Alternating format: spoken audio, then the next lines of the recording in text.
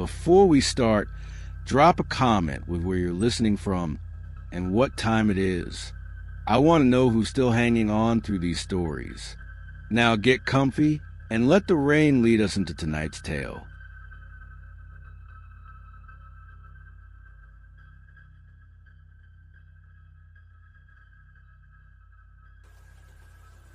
I still don't sleep well when it rains. The patter against a window, that constant rhythmic drumming, it brings me straight back to that night in Colorado. 3 years have passed, but my body remembers. My therapist says that's how trauma works. It embeds itself in your muscles, your nerves, your very cells. Have you ever been camping in the mountains? Proper camping, I mean, not those glamping sites with electricity and Wi-Fi, but somewhere truly remote, where the darkness is absolute and the silence is broken only by the rustling of leaves and distant animal calls. The kind of place where you realize just how small you are in the grand scheme of things. That's where I found myself last autumn. Pike National Forest, Colorado, miles from anywhere, surrounded by towering pines and rugged terrain. I'd gone there to clear my head after my divorce. Stupid, really, I'd never been much of an outdoorsman, but something about the idea of isolating myself completely, of stripping life back to its bare essentials, appealed to me. Perhaps I thought it would give me some profound insight, a chance to rebuild myself from scratch. The journey there had been pleasant enough. I'd rented a sturdy 4-wheel drive in Denver, loaded up with supplies, and followed the winding mountain roads deeper and deeper into the wilderness. The weather forecast had mentioned the possibility of rain, but the sky was clear blue as I set up camp in a small clearing by a stream, about 2 miles from the nearest marked trail. My first day and a half passed without incident. I hiked, read books I've been putting off for months, cooked simple meals on my portable stove. I even began to believe that this trip had been a good idea after all. The isolation was oddly comforting. No emails, no solicitors' letters, no well-meaning friends asking how I was coping. Just me, the mountains, and the vast Colorado sky. On the second evening, the weather changed. The temperature dropped sharply as the sun disappeared behind the mountains, and a thick blanket of clouds rolled in, obscuring the stars that had been so brilliant the night before. I could smell the rain coming, that distinctive petrichor scent that makes the air feel heavy and expectant. I just finished securing my tent and waterproofing my supplies when the first drops began to fall. Within minutes, it had become a downpour. I retreated into my tent, listening to rain hammering against the canvas, feeling strangely secure in my little shelter as the storm raged outside. Are you listening to this while it's raining where you are? If so, imagine that sound amplified tenfold, echoing through mountain valleys, creating a wall of white noise that seems to envelop you completely. I must have dozed off at some point, lulled by the monotonous sound of the rain. I'm not sure what woke me, perhaps a momentary lull in the downpour or some subtle change in the atmosphere. But suddenly I was wide awake, heart racing, every nerve on edge. Something felt wrong. Have you ever experienced that? That primal instinct that tells you something isn't right, even when you can't quite put your finger on what it is. The hairs on the back of my neck stood up, and my mouth went dry. I lay perfectly still in my sleeping bag, straining my ears. The rain continued its relentless patter on the tent, but beneath it, barely audible, was something else. Footsteps, slow, deliberate footsteps, circling my tent. Not an animal. The gait was too measured, too purposeful. Someone was out there, walking around my campsite in the middle of a rainstorm, in one of the most isolated parts of Pike National Forest. My first thought was that perhaps it was a ranger, checking on campers before the weather worsened. but that made no sense. I wasn't at a designated campsite, and no ranger would be patrolling such a remote area in these conditions. The footsteps paused directly outside my tent. I could hear breathing now, deep, slightly labored breaths, as if whoever had been hiking for some time. "Hello?" I called out, my voice embarrassingly thin. "Is someone there?" The breathing stopped. The footsteps resumed, moving away from my tent towards the trees. Then silence, save for the rain. I fumbled for my torch and phone, hands trembling so badly I dropped them both. The torch rolled under my sleeping mat, and I scrabbled frantically to retrieve it. When I finally managed to switch it on, its beam seemed feeble against the absolute darkness. My phone showed no signal. Of course it didn't. I was miles from the nearest tower. For 10 minutes, perhaps more, I sat frozen in my sleeping bag, torch trained on the tent entrance, listening intently. Nothing but the rain. Eventually, I managed to convince myself that I'd imagined it, or that it had been some nocturnal animal whose movements my sleep-addled brain had misinterpreted. I lay back down, but sleep seemed impossible now. I left the torch on, its beam pointing at the tent ceiling, creating a small dome of light that felt pathetically inadequate. Just as my eyelids were growing heavy again, I heard it, a voice, barely audible over the rain. "Hello? Is someone there?" My own words, repeated back to me in a perfect mimicry of my accent, my inflection, even the slight tremor of fear I've been unable to disguise. My blood turned to ice. This wasn't an echo. The intonation was too precise, the timing all wrong.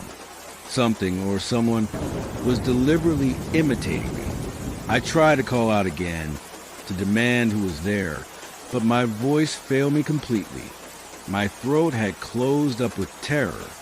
The voice came again, closer this time, just outside the thin fabric of my tent. "Hello? Is someone there?" It was exactly my voice, but with something subtly, horribly wrong about it, as if it had been recorded and played back through damaged speakers. A discordant, electronic quality that no human vocal cords could produce. My heart was hammering so violently I thought I might be having a heart attack. Each breath was shallow and painful. I was experiencing what I now know was a severe panic attack, but at the time, I was convinced I was dying. The voice continued, an endless loop. "Hello? Is someone there? Hello? Is someone there?" Then, horrifyingly, it began to change. The pitch shifted lower. The words slurred together until it barely resembled speech at all. Just a low, guttural moaning that seemed to vibrate through the ground beneath me. I don't know how long this continued. Time lost all meaning. I was paralyzed, curled into a ball in my sleeping bag.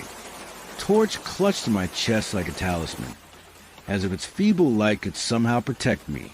At some point, the moaning stopped. The silence that followed was almost worse. The rain had eased to a gentle patter, no longer loud enough to mask other sounds. I strained my ears, desperate to know if the thing was still out there, yet terrified of what I might hear. A new sound broke the silence.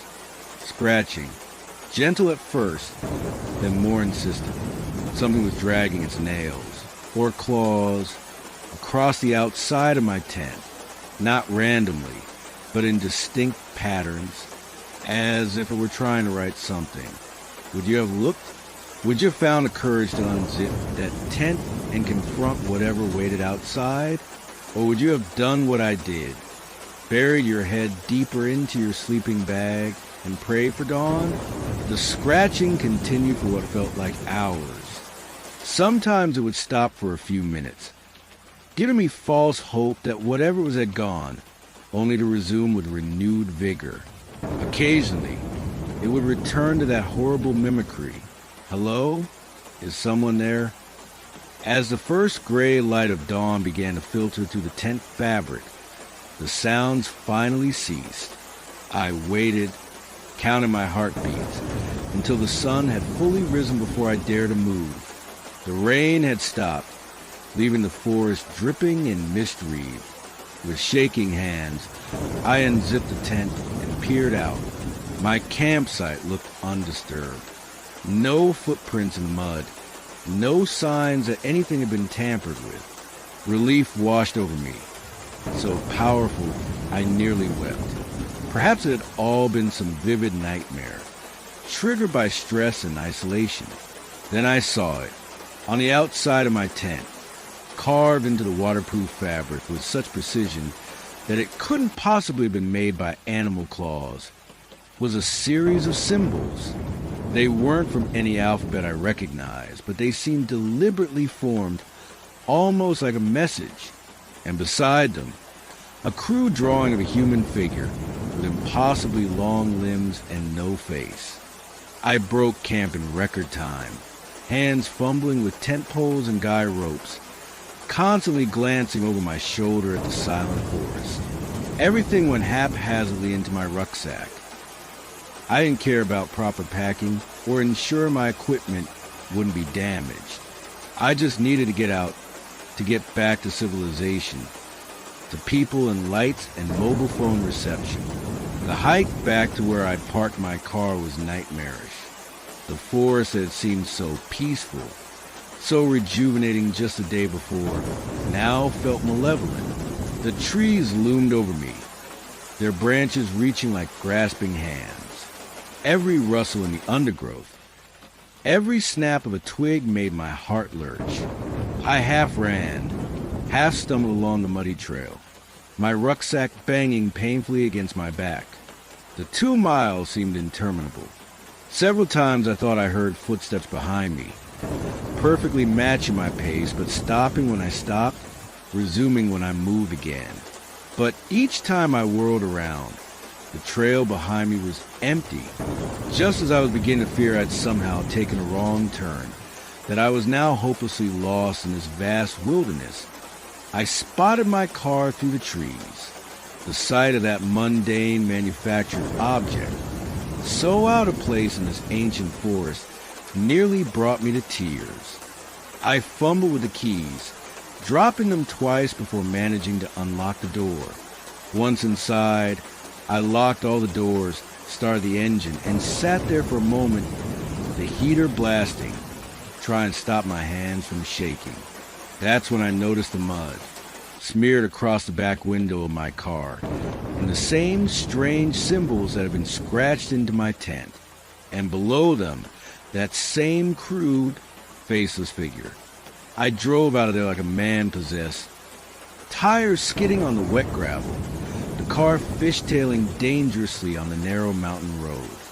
I didn't slow down until I reached the main highway, and even then, I kept checking the rear view mirror, half expecting to see something following me. The rest of the day passed in a blur.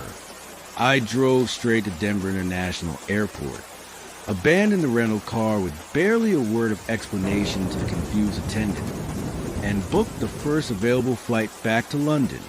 I didn't care about the cost, or the fact that I was leaving most of my camping equipment behind. I just needed to put as much distance as possible between me and Pike National Forest. During the long flight home, I tried to rationalize what had happened. Perhaps it had been some twisted local playing a prank on the city, boy alone in the woods. Or maybe I'd experienced some sort of psychological episode, brought on by stress and isolation. The mind can play terrible tricks when you're alone in the wilderness. But deep down I knew, whatever had circled my tent that night wasn't human. The voice, my voice, played back with that electronic distortion. The symbols, the impossible figure with limbs too long and no face. I've spent countless hours researching since then, trawling through obscure forums, reading accounts of similar experiences, studying Native American legends about the forests of Colorado, I've found stories, too many stories, that mirror my own. Tales of hikers and campers encountering something in the wilderness that mimics human speech, that leaves strange symbols, that seems to delight in tormenting those who venture too far from the beaten path. Some call it a skinwalker, others a wendigo. The Ute people, indigenous to Colorado, have legends of a creature they call the Echo Person, a malevolent spirit that steals voices and lures unwary travelers deeper into the forest. I don't know what to believe anymore. All I know is that I'll never return to Pike National Forest. I'll never again camp anywhere that remote, that isolated. And whenever it rains, whenever I hear that patter against the window, I find myself straining to hear if beneath the rain there's a voice. My voice distorted and wrong, asking, "Hello? Is someone there?" Sometimes, on the threshold between wakefulness and sleep, I think I hear it. And sometimes, when I check my phone after those episodes, I find strange symbols in my notes app that I don't remember type. So tell me, as you listen to this in the comfort of your home, with the rain perhaps falling gently outside your window, are you truly alone? And if you called out right now, are you certain the only response will be your own natural echo? Would you dare to find out?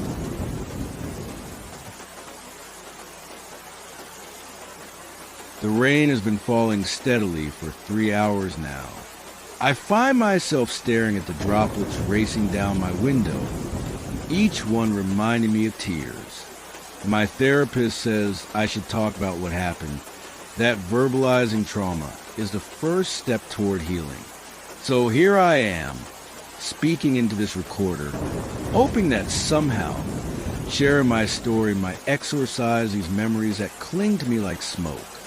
Have you ever noticed how rain amplifies sounds? The patter on a tent, the rustle of leaves, the snap of a twig. Everything becomes more pronounced, more immediate. But rain also masks things. It creates a curtain of white noise behind which other, more sinister sounds can hide. I learned this the hard way during my camping trip to Pike National Forest last spring. I hadn't planned to go alone. My best mate Jamie was supposed to join me. We've been planning this wilderness trek for months.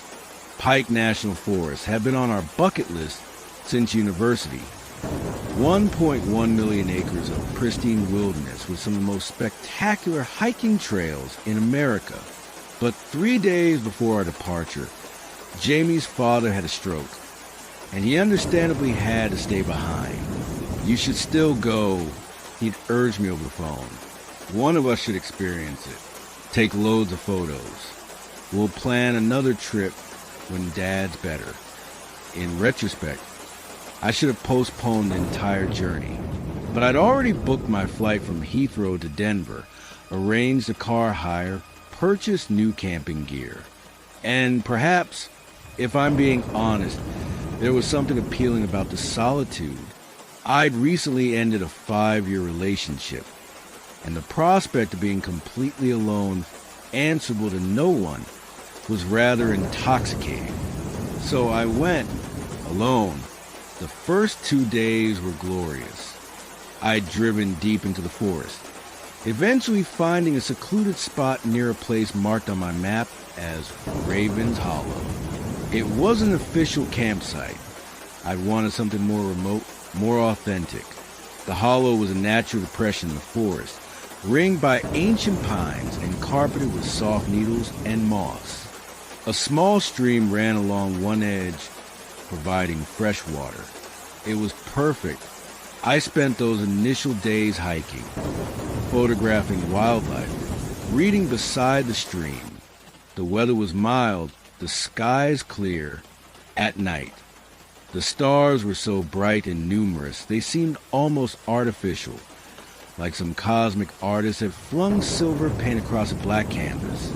On the third day, the weather changed abruptly.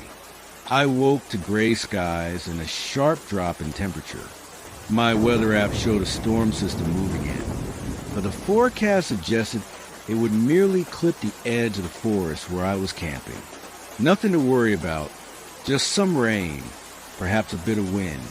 By mid-afternoon, the first droplets began to fall. I secured my gear, double-checked my tent's guidelines, and collected extra firewood before the ground became too sodden. As dusk approached, the rain intensified, drumming against my tent with increasing urgency. I brought a small camping stove, so I huddled inside my tent, preparing a simple meal of pasta and canned sauce while listening to the storm. There's something oddly comforting about being dry and warm while nature rages around you. A primal satisfaction in having successfully sheltered from elements. After eating, I switched on my headlamp and pulled out my book, a collection of local folklore I'd picked up in a Denver bookshop. The stories were fascinating. Tales of lost miners, vengeful spirits, and strange creatures that haunted the Colorado wilderness. One chapter in particular caught my attention, The Hollow Men of Pike Forest.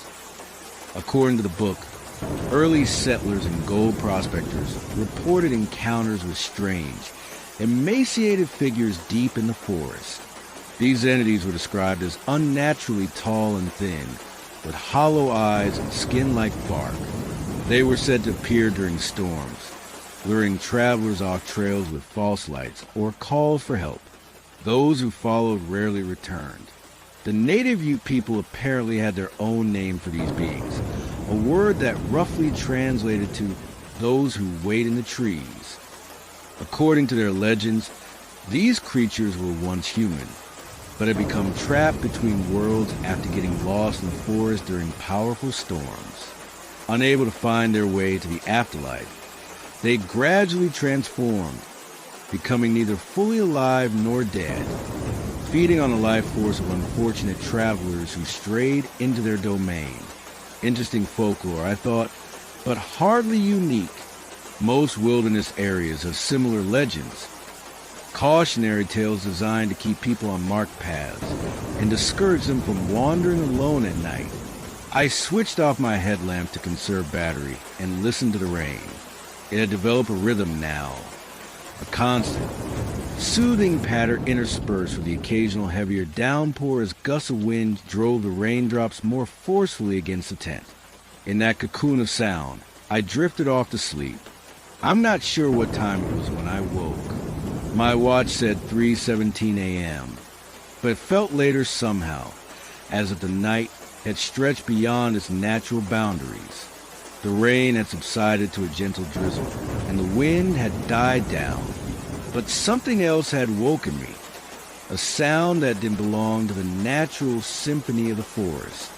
Voices, distant, indistinct, but unmistakably human. At first, I thought perhaps other campers had arrived in the night and set up nearby, but that made no sense. I was miles from any marked trail, in an unofficial camping spot that wasn't on any standard maps. I sat up, straining to hear. The voices seemed to be coming from the direction of the stream, perhaps 50 yards from my tent. I couldn't make out words, just a cadence of conversation. Two people, possibly three, speaking in low tones. "Hello," I called out, my voice sounding thin and uncertain in the darkness. "Is someone there?" The voices stopped immediately. The forest fell completely silent. Not just the voices, but everything. No dripping water, no rustling leaves, no distant owl calls or the scurrying of small nocturnal creatures. It was as if someone had pressed a universal mute button. That silence was more terrifying than any sound could have been. I fumbled for my torch, clicked it on, and directed its beam toward the tent entrance. Should I investigate? The rational part of my brain said no. You don't leave your tent in the middle of the night to investigate strange voices in a remote forest. That's how horror films begin. But another part of me, the part that couldn't bear the crushing weight of that unnatural silence, needed to know. What if someone needed help? What if there had been an accident on one of the distant trails? And these were injured hikers who become disoriented while seeking assistance. I pulled on my boots and waterproof jacket, zipped open the tent flap, and stepped out into the night.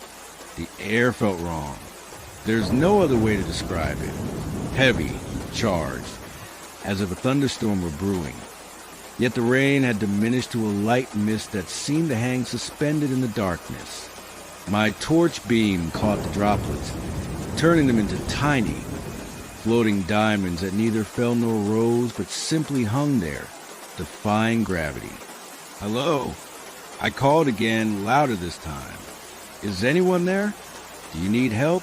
My voice sounded flat, as if the very air were absorbing the sound waves, preventing them from traveling properly. Yet somehow, I knew my words had reached whatever waited in the darkness beyond my torch beam. From the direction of the stream came a response, a voice so similar to my own that at first I thought it was an echo. "Is anyone there? Do you need help?" Not an echo.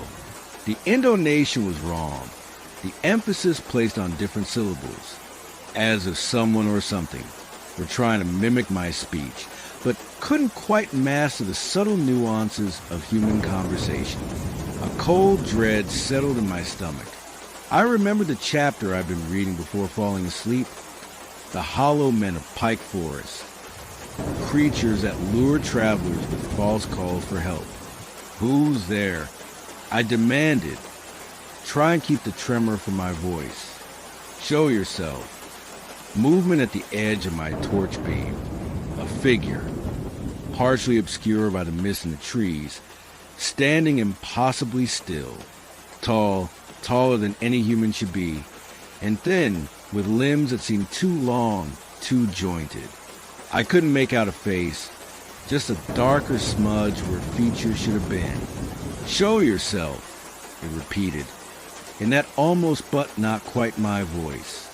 Then, terrifyingly, it took a step forward. In the weak light of my torch, I could see it more clearly now. It had the basic shape of a man, but proportioned all wrong, as if someone with only a vague understanding of human anatomy had attempted to create a person. Its arms hung almost aground, ending in elongated fingers with too many joints. Its skin was a mottled gray-brown, texture like tree bark, with deep furrows and ridges. And its face, God, its face, where eyes should have been, were just deep, hollow sockets. No nose, only two vertical slits. The mouth was a gash, too wide and lipless, slightly open to reveal teeth like slivers of flint. I stood frozen, unable to move, unable even to breathe. Every instinct screamed at me to run, but my muscles refused to obey. We remained like that for what felt like an eternity. Me, rigid with terror, and this thing regarded me with its eyeless gaze. Then it spoke again, but not in my voice this time. It spoke in Jamie's voice, perfect in every detail, down to his slight Newcastle accent. One of us should experience it. It said, echoing Jamie's words from our phone conversation days earlier. Words I hadn't spoken aloud. Words it couldn't possibly have heard. Take loads of photos. A whimper escaped my throat. How? How could it know those words? The thing tilted its head, an eerily human gesture that made its inhumanity all the more apparent. We'll plan another trip when Dad's better. It continued in Jamie's voice. Then, in a sickening blend of Jamie's voice melding into mine, you should still go. You should still go. You should.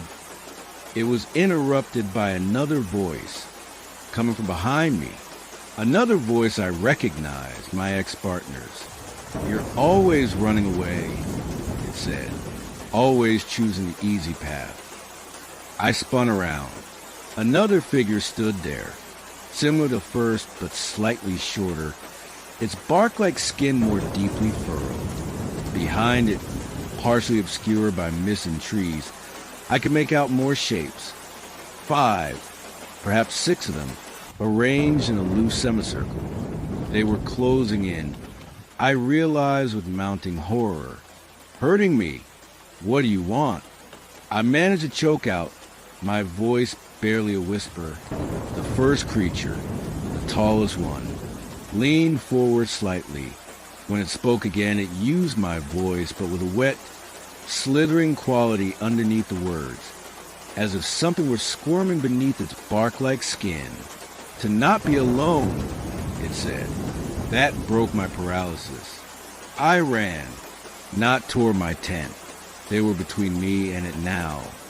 But deeper into the forest, away from the hollow, away from the stream. I ran blindly, my torch beam bouncing wildly across trees and undergrowth, branches whipping at my face, roots threatening to trip me with every step. Behind me, I could hear them moving through the forest, not running, but advancing with a terrible, patient persistence. Their movements sounded wrong, too fluid for their stiff wooden appearance, branches cracking beneath their weight, leaves rustling as they passed. And they were calling in a cacophony of voices. Some I recognized, some I didn't. My name, over and over, in different tones, different accents, pleading, commanding, entreating me to stop, to turn around, to come back. I don't know how long I ran. Time seemed to distort, minutes stretching into hours. My lungs burned, my legs trembled with exhaustion, but terror kept me moving. The voices gradually faded, but I didn't slow down, convinced they were still behind me, still pursuing with that horrible patience. Dawn was breaking when I finally stumbled onto a marked trail. The pale gray light filtering through the trees seemed like the most beautiful thing I'd ever seen. I followed the trail, barely able to keep moving, until I reached a ranger station. The ranger on duty took one look at my wild-eyed, scratched, mud-covered state and ushered me inside. I tried to explain what had happened, but the words wouldn't come. How could I describe what I'd seen? How could I make anyone believe me? In the harsh fluorescent light of the ranger station, with a cup of hot coffee in my shaking hands, my encounter already seemed to be taking on the quality of a nightmare, vivid but impossible. The ranger, a weathered man in his 50s named Mike, didn't press me for details. He'd worked in Pike National Forest for over 20 years. He told me, and had heard similar stories before. Not many, but enough to make him cautious about dismissing them outright. Ravens Hollow. He said when I finally managed to describe my camping location, we don't send people there anymore. Too many incidents. He arranged for someone to retrieve my abandoned gear, though I told him I didn't want any of it back. Whatever those things were, they'd been near my possessions, perhaps touched them. The mere thought made my skin crawl. As I waited for my lift back to Denver, Mike showed me something, an old leather-bound journal kept by rangers since the 1930s. In it were accounts of encounters similar to mine, different details, different decades, but the same essential experience. Humanoid figures with bark-like skin and hollow eyes, voices that mimicked those witnesses knew, the feeling of being hunted. The old-timers called them hollow men, Mike explained. The Ute have older names for them, stories going back centuries. What are they? I asked. Mike shook his head. No one knows for sure. Most rational folks would say they're hallucinations brought on by isolation, exhaustion, maybe some toxic fungus in that part of the forest. He paused, looking out the window at the trees. But I've been here a long time, seen a lot of things I can't explain. Those hollows, those deep parts of forest where the sun hardly reaches, where the mist hangs even on clear days. Something's different there. Something's wrong. I left Colorado the next day, catching the first available flight back to London. I've told no one else about what happened. Who would believe me? I've tried to rationalize it, to explain it away as exhaustion, as an overactive imagination fueled by local folklore and the isolation of the forest. Perhaps there was some hallucinogenic spore in the area, as Mike had suggested. Perhaps I simply had a psychotic episode brought on by stress. But deep down, I know what I saw. I know what I heard. Those voices, those terrible mimicries that knew things they couldn't possibly know. Sometimes in the space between sleeping and waking, I think I can still hear them calling my name. And when it rains, especially at night, I find myself checking the shadows in my room, half expecting to see a tall, gaunt figure with hollow eyes and skin like bark. The worst part?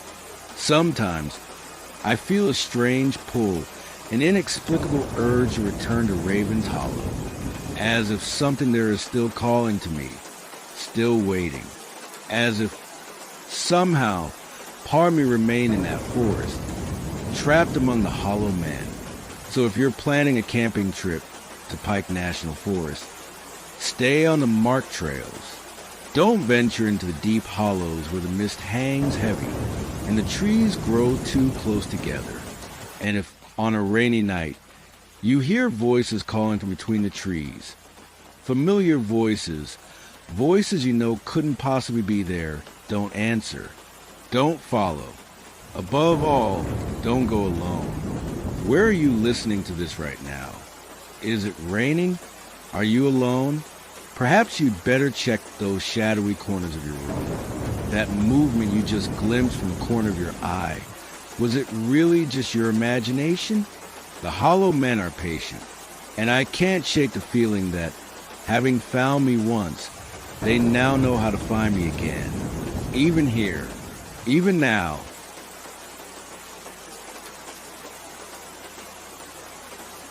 The rain against my bedroom window sounds different tonight. Sharper, more deliberate, almost like fingernails tapping on glass. I've taken to sleeping with the television on. The mindless chatter helps drown out other sounds. Sound I'm afraid might be real. My doctor says I'm suffering from PTSD. He's prescribed medication, therapy, meditation techniques. But none of it helps with the memories. Nothing erases what I experienced in Pike National Forest last winter. Have you ever been truly alone? Not the kind of alone where you're in your flat with neighbors just a wall away, or alone in a coffee shop surrounded by strangers. I mean profoundly, terrifyingly alone, where the nearest human being is miles distant and couldn't hear you scream if they tried. That's what I was seeking when I booked my solo camping trip to Colorado. Proper isolation, a chance to disconnect from the constant noise of London, from the pressure of my job, from the whispers and stares that followed my rather public professional disgrace. I needed silence, space to think, to rebuild. Pike National Forest seemed perfect, vast, remote, and in winter, largely empty of other hikers. I'd done my research, purchased top-of-the-line cold weather gear, and arranged for a guide to drop me at a remote cabin near the Devil's Head region. The cabin was basic but solid. For walls, a wood-burning stove, no electricity or running water. Perfect. I'll pick you up in exactly 7 days. The guide, a leathery old man named Carson, had told me as he unloaded my supplies. No self-service out here. No way to call for an earlier pickup.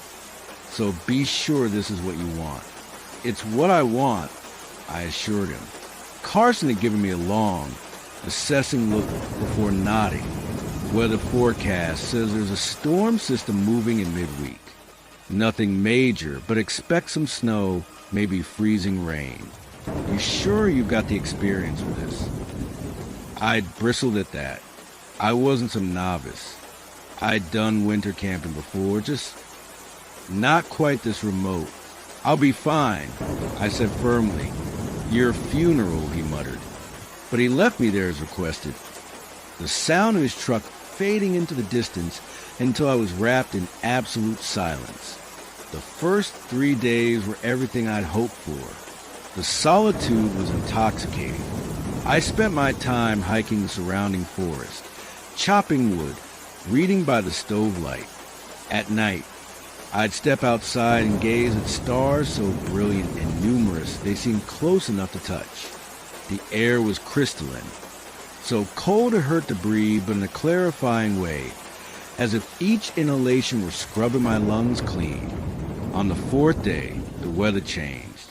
I woke to heavy clouds pressing down on the forest, the air dense with the promise of snow. By mid-afternoon, the first flakes were falling, fat, lazy spirals that gradually increased in intensity. I retreated to the cabin, stoked the fire, and settled in with my book, occasionally glancing out the window as the snow piled higher. Around dusk, the snow transitioned to sleet, then freezing rain. It pattered against the cabin roof and windows, creating a cocoon of white noise that was almost hypnotic. I must have dozed off at some point, because when I jerked awake, the room was significantly cooler and the fire had burned down to embers. Something had woken me. Not the cold, but a sound, a voice. At first, I thought I dreamed it, a fragment of conversation from a dream already fading from memory. But then I heard it again, faint, distant, but unmistakably human. Hello? Anyone there? It was coming from outside. I froze, every muscle tense. It was nearly midnight, according to my watch. The freezing rain was still coming down heavily. Who could possibly be out there? Hello? The cabin. Is anyone there? Please, I need help. A man's voice, thin with desperation. I hesitated, torn between human decency and self-preservation. What if someone really was in trouble? Lost in the storm, hypothermic, in need of shelter? But what if it wasn't that at all? Carson had warned me about wildlife, bears, mountain lions. And then there were the less tangible dangers. The desperate, the deranged, those who might see a lone camper as an easy target. Please. The voice came again, closer now. I'm injured. I can see your light. That decided me. I pulled on my boots and heavy coat, grabbed my high-powered torch, and stepped out onto the small porch. The freezing rain hit me immediately, needles sharp against my exposed face. I swept the torch beam across the clearing in front of the cabin. Nothing, just the steady silver streamers of rain catching the light, and beyond, the dark mass of the forest. Hello, I called. Where are you? Here. The voice came from the tree-line, directly ahead. Oh, thank God. I've been walking for hours. I think I've broken my ankle. I directed my torch toward the voice. For a moment, I saw nothing but dripping pines. Then movement. A figure emerged from between the trees. A man, limping heavily. One arm raised to shield his eyes from my torch beam. Can you make it to the cabin? I called. I think so, he replied. Just give me a minute. I kept the torch trained on him as he laboriously crossed the clearing. He was bundled in a dark parka that pulled up against the rain, facing shadow. His movements were awkward, pained. As he drew nearer, I noticed something odd about his gait. The limp seemed to shift from one leg to the other, inconsistent. And there was something about the way he moved, a slight hesitation before each step, as if he were calculating the motion rather than performing it naturally. He reached the bottom of the 3 steps that led to the porch and looked up at me. The torch beam illuminated his face for the first time. I nearly dropped the light. His features were wrong, not injured or deformed, but assembled incorrectly, like a portrait painted by someone who'd only had human faces described to them but had never actually seen one. His eyes were too far apart, his nose off-center, His mouth stretched in an approximation of a grateful smile that didn't engage any other facial muscles. "Thank you," he said, and his voice was suddenly different, deeper with an odd, grating quality. "May I come in?" Every instinct I possessed was screaming danger. I took an involuntary step back. Actually, I managed, my voice remarkably steady considering the thundering of my heart. "I think I should take a look at that ankle first." In the light, something flickered across his not quite right face. Annoyance? Calculation? It was gone so quickly I couldn't be sure. "Of course," he said, "though I'm getting rather cold out here." Wordlessly, I stepped aside, gesturing for him to sit on the rough wooden bench that occupied one side of the porch. He hesitated, then complied, moving with that same stuttering mechanical gait. Once seated, he extended a supposedly injured leg with a grimace of pain that didn't reach his eyes. I knelt, keeping a careful distance, and directed the torch at his ankle. His boot was bone dry. It had been raining for hours. He claimed to have been walking for hours. Yet there wasn't a drop of water on his boots, his trousers, or his parka. Even the shoulders of his coat, which should have been drenched from the freezing rain, were completely dry. I looked up at him and found him watching me with an unervingly steady gaze. No blinking. "You're not wet," I said flatly. His head tilted slightly, an oddly mechanical motion. "What do you mean?" "You're not wet," I repeated. "You said you've been walking for hours in the rain, but you're completely dry." For a moment, he said nothing. Then his face contorted into an expression that was probably meant to be a concerned frown, but came across as a grotesque grimace. "You're confused," he said, his voice modulating strangely, as if he were having trouble controlling its pitch. "Perhaps you should let me in. You don't look well. I can help you." He started to rise. I scrambled backward, putting the width of the porch between us. "Stay back," I warned, holding the heavy torch like a weapon. He paused and straightened fully, with the additional height. His proportions seemed even more wrong. Arms too long, neck too flexible as he swiveled his head to maintain eye contact with me. "Let me in," he said, his voice dropping an octave, all pretense of injury gone. "Let me in. I'm cold. I'm hungry. Get away from my cabin," I said, surprised at the steadiness of my voice when my insides felt like ice water. "Now." His face changed. The features shifted, rearranging themselves like clay being reshaped by invisible hands. The parody of humanity dropped away, revealing something else entirely. His eyes sank deeper into his skull. His nose flattened until it was nearly flush with his face. His mouth widened impossibly. "Let me in," he said again, but the voice was no longer coming from his mouth. It seemed to emanate from somewhere inside his chest, hollow and resonant. "I smell your warmth, your life." I didn't wait to hear more. I bolted for the cabin door, slammed it shut behind me, and shot the heavy wooden bolt home.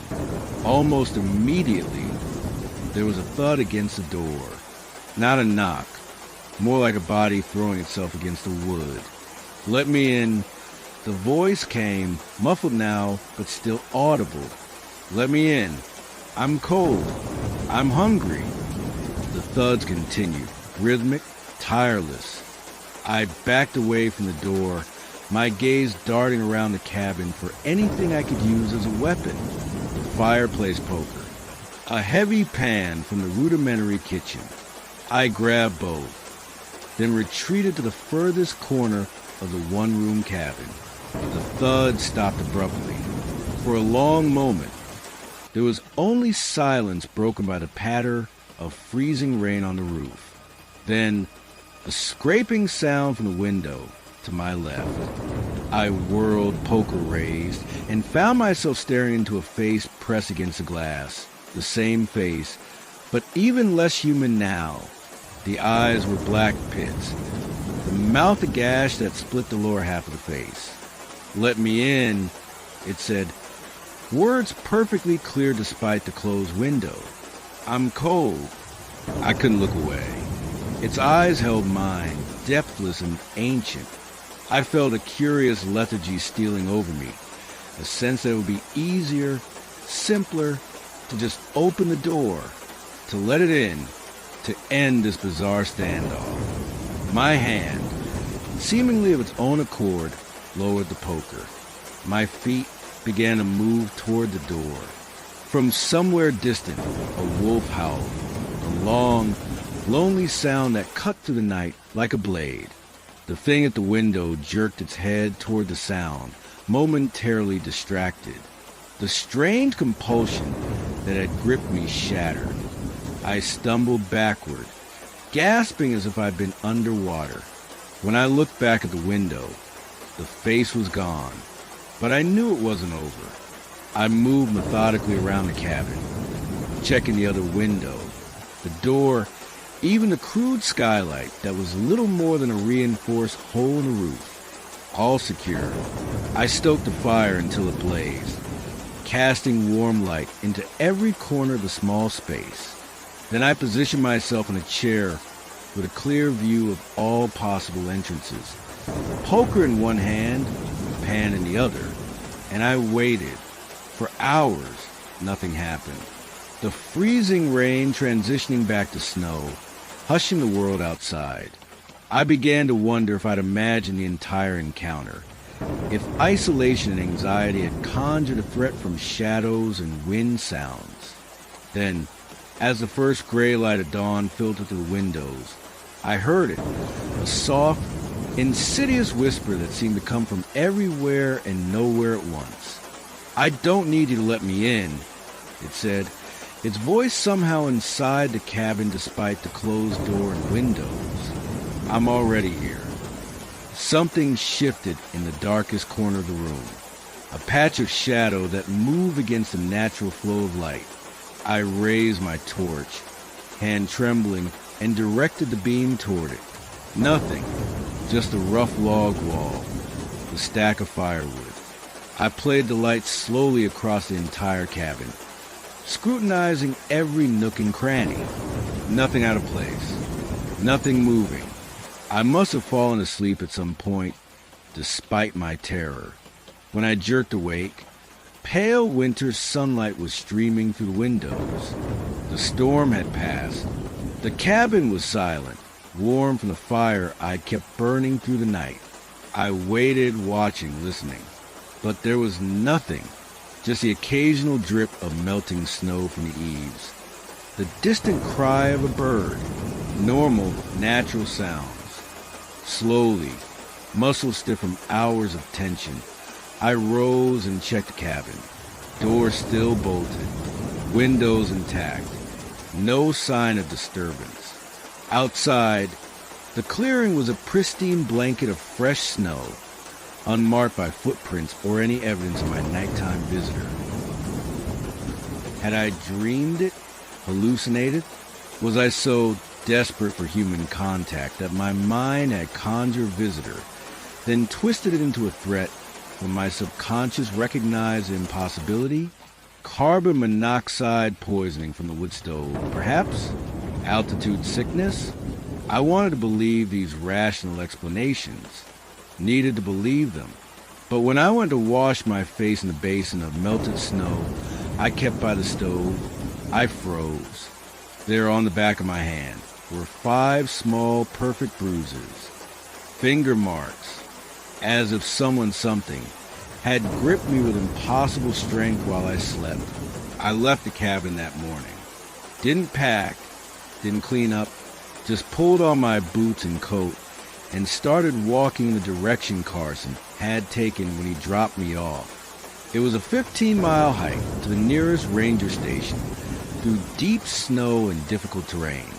I didn't care. I couldn't spend another night in that cabin. As I hiked, I felt eyes on me, not from any one direction, but from everywhere, from the trees themselves. The forest felt alive in a way that had nothing to do with wildlife or natural processes. It felt aware, watching, waiting. I reached the ranger station just before dusk, half frozen and exhausted. The ranger on duty, a middle-aged woman named Elaine, took one look at me and immediately sat me down by the heater, wrapping a blanket around my shoulders and pressing a mug of hot coffee into my hands. "Let me guess," she said, once I'd warmed up enough to stop shivering. "Devil's Head region? The old trapper's cabin?" I looked up at her sharply. "How did you know?" She sighed, pulling up a chair opposite me. "We get one or two of you every year. Solo campers who come back different." "Different how?" "Scared. Talking about visitors in the night. Figures that aren't quite human." She paused, studying my face. "That's what happened to you, isn't it?" I nodded mutely. "The Ute people called them skin walkers," she said matter-of-factly. "Shapeshifters. Tricksters. They avoid humans, mostly. But they're curious about us. And hungry, in a way that has nothing to do with food." "You believe they're real?" I asked, not sure if I wanted her to confirm my experience or dismiss it. She shrugged. "Been working these forests for 27 years. You see things out in the deep woods. Things that don't fit neatly into scientific categories." She leaned forward, lowering her voice.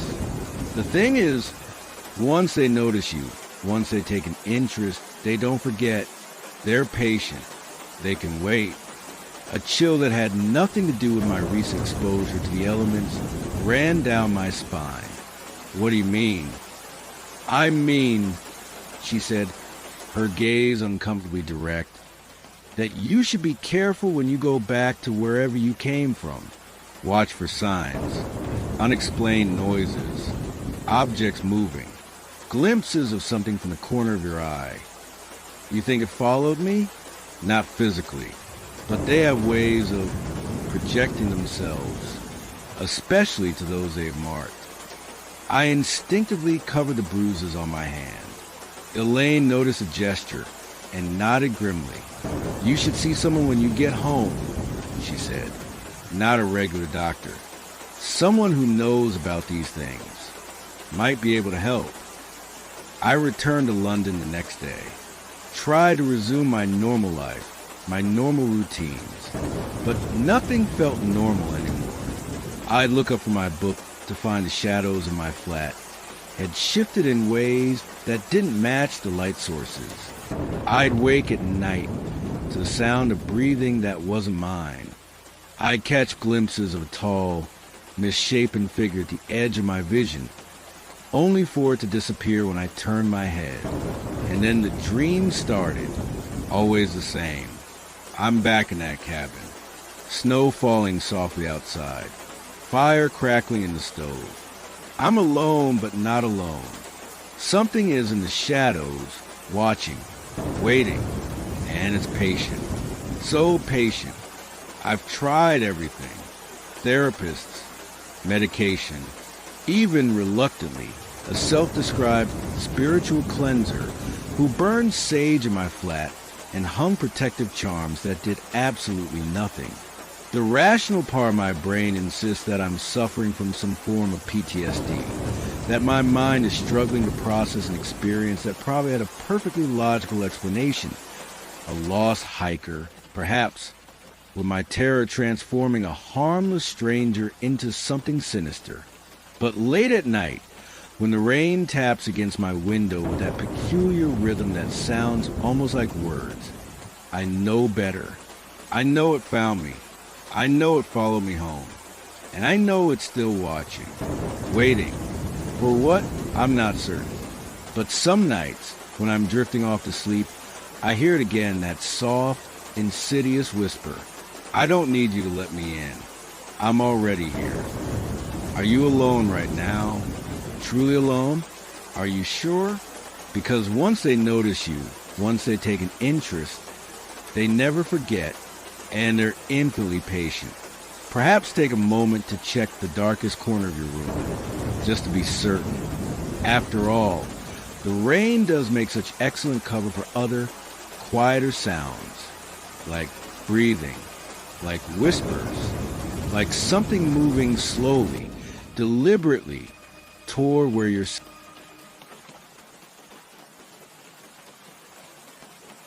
The sound of rain always takes me back there, back to Pike National Forest, back to that night.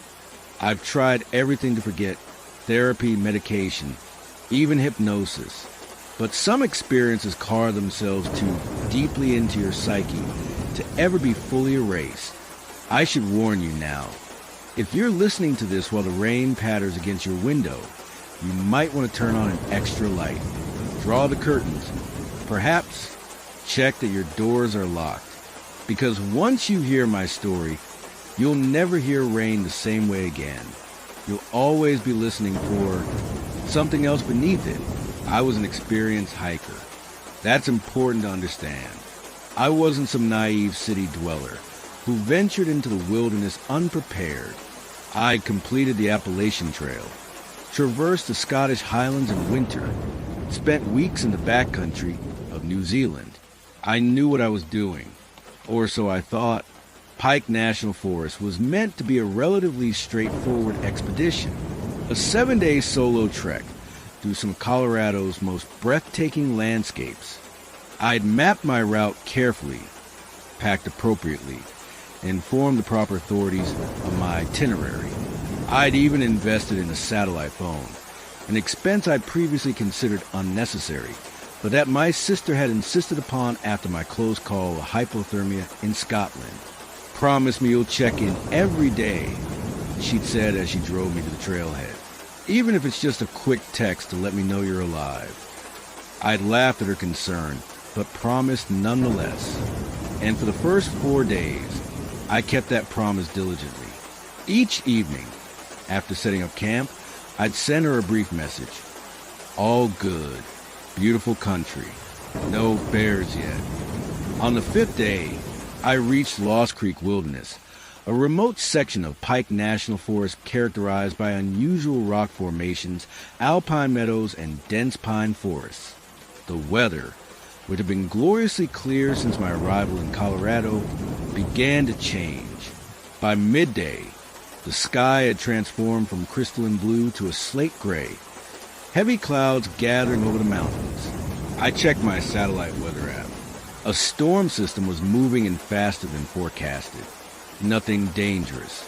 Just rain, possibly accompanied by some wind, but enough to make for an uncomfortable night if I didn't find suitable shelter. I pushed on, hoping to reach a specific campsite I'd marked on my map. It was situated in a small protected valley, with a natural rock overhang that would provide additional shelter from the elements. According to my calculations, I should reach it by late afternoon, with plenty of daylight left to set up camp. But the mountains had other plans. The rain began earlier than expected, a light drizzle at first, gradually intensifying as the afternoon wore on. The trail, which had been well-defined, became increasingly difficult to follow as water transformed sections of dirt path into muddy rivulets. I found myself slowing significantly, double-checking my GPS more frequently, careful of my footing on the increasingly treacherous ground. By the time I accepted that I wouldn't reach my intended campsite before dark, the rain had become a steady downpour. Visibility was poor, and the temperature was dropping with a fading light. I needed to make a decision.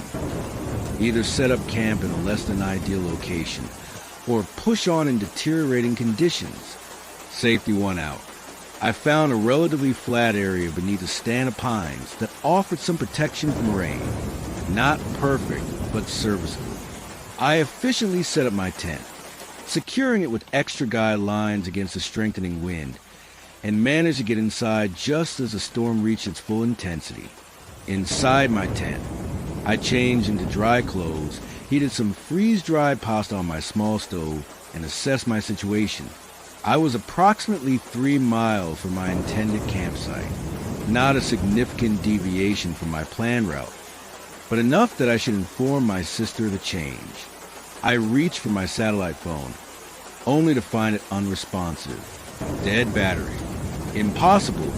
I'd charged it fully the night before, and these devices were designed to hold their charge for days.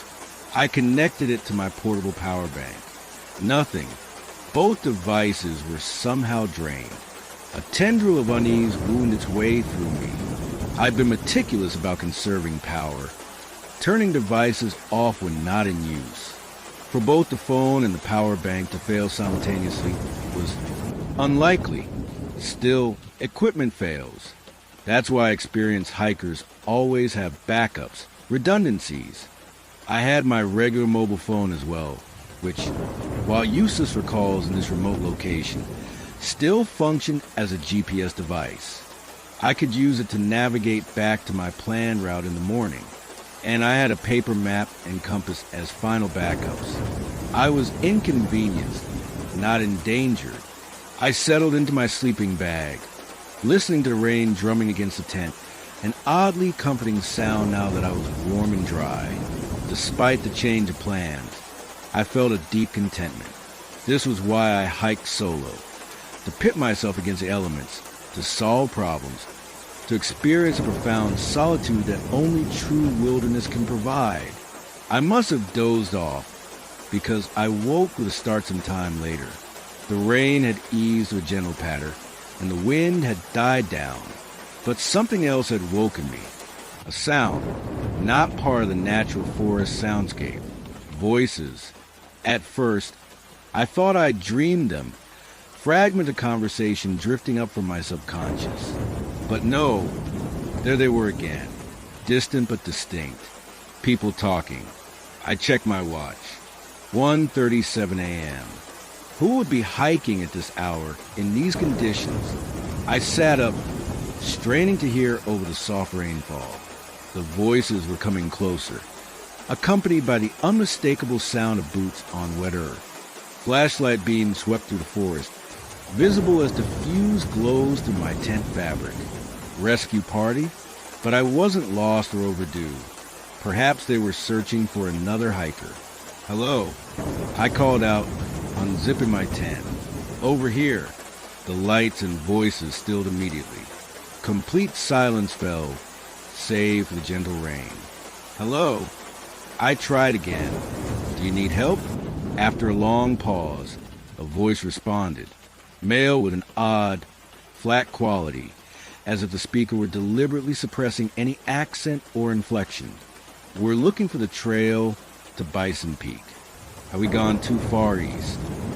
An unusual question for the middle of the night, but I reasoned they might have been caught out by the storm, disoriented, and were now trying to reach a specific landmark. You're about 2 miles northwest of the Bison Peak Trail Junction, I replied, pulling on my rain jacket and boots. But you shouldn't attempt that in the dark, especially not in this weather. The terrain is treacherous. I emerged from my tent, headlamp illuminating the dripping forest around me. About 30 yards away stood a group of figures, their own lights pointed at the ground, faces hidden in shadow. I counted 5 of them, eerily motionless. You're welcome to wait here until dawn, I offered, a flicker of unease returning. Something about their stillness, their silence, felt wrong. I have extra hot drinks, and there's space to shelter under these trees. One of the figures stepped forward, into the periphery of my headlamp's beam. A man, tall and lean, dressed in hiking gear that looked oddly dated. The style of waterproofs popular perhaps 15 or 20 years ago. His face remained in shadow. That's very kind, he said in that same flat voice. We wouldn't want to intrude. Not all.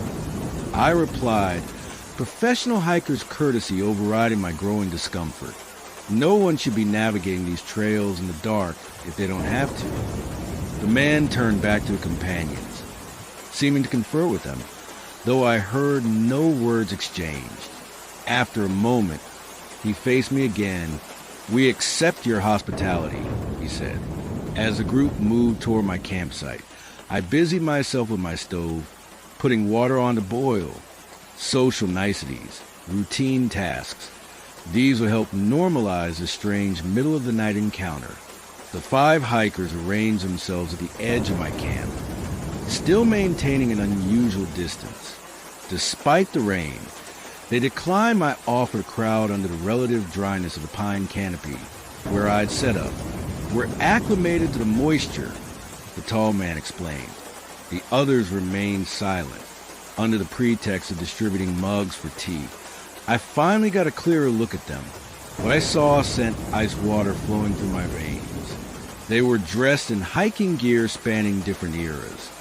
One in modern performance fabrics, another in what looked like 1980s gear, a third in heavy canvas and wool that might have been from the 1950s or earlier. But it was their faces that truly disturbed me.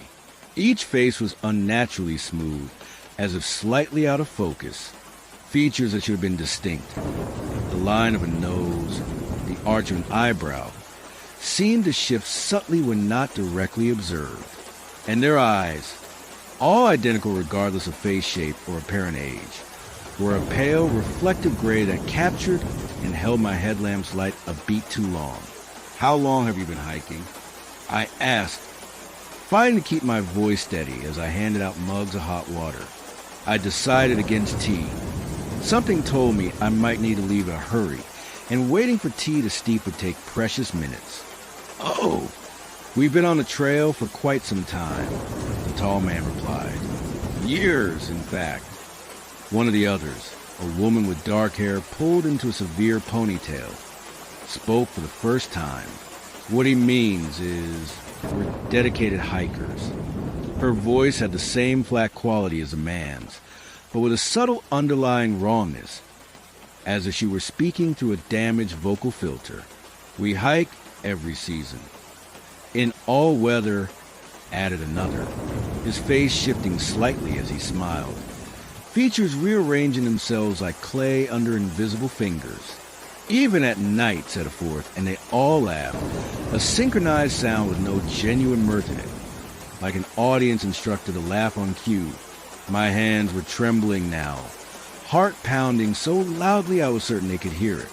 I'd encountered strange people in the backcountry before, eccentric through isolation or deliberate choice, but this was different.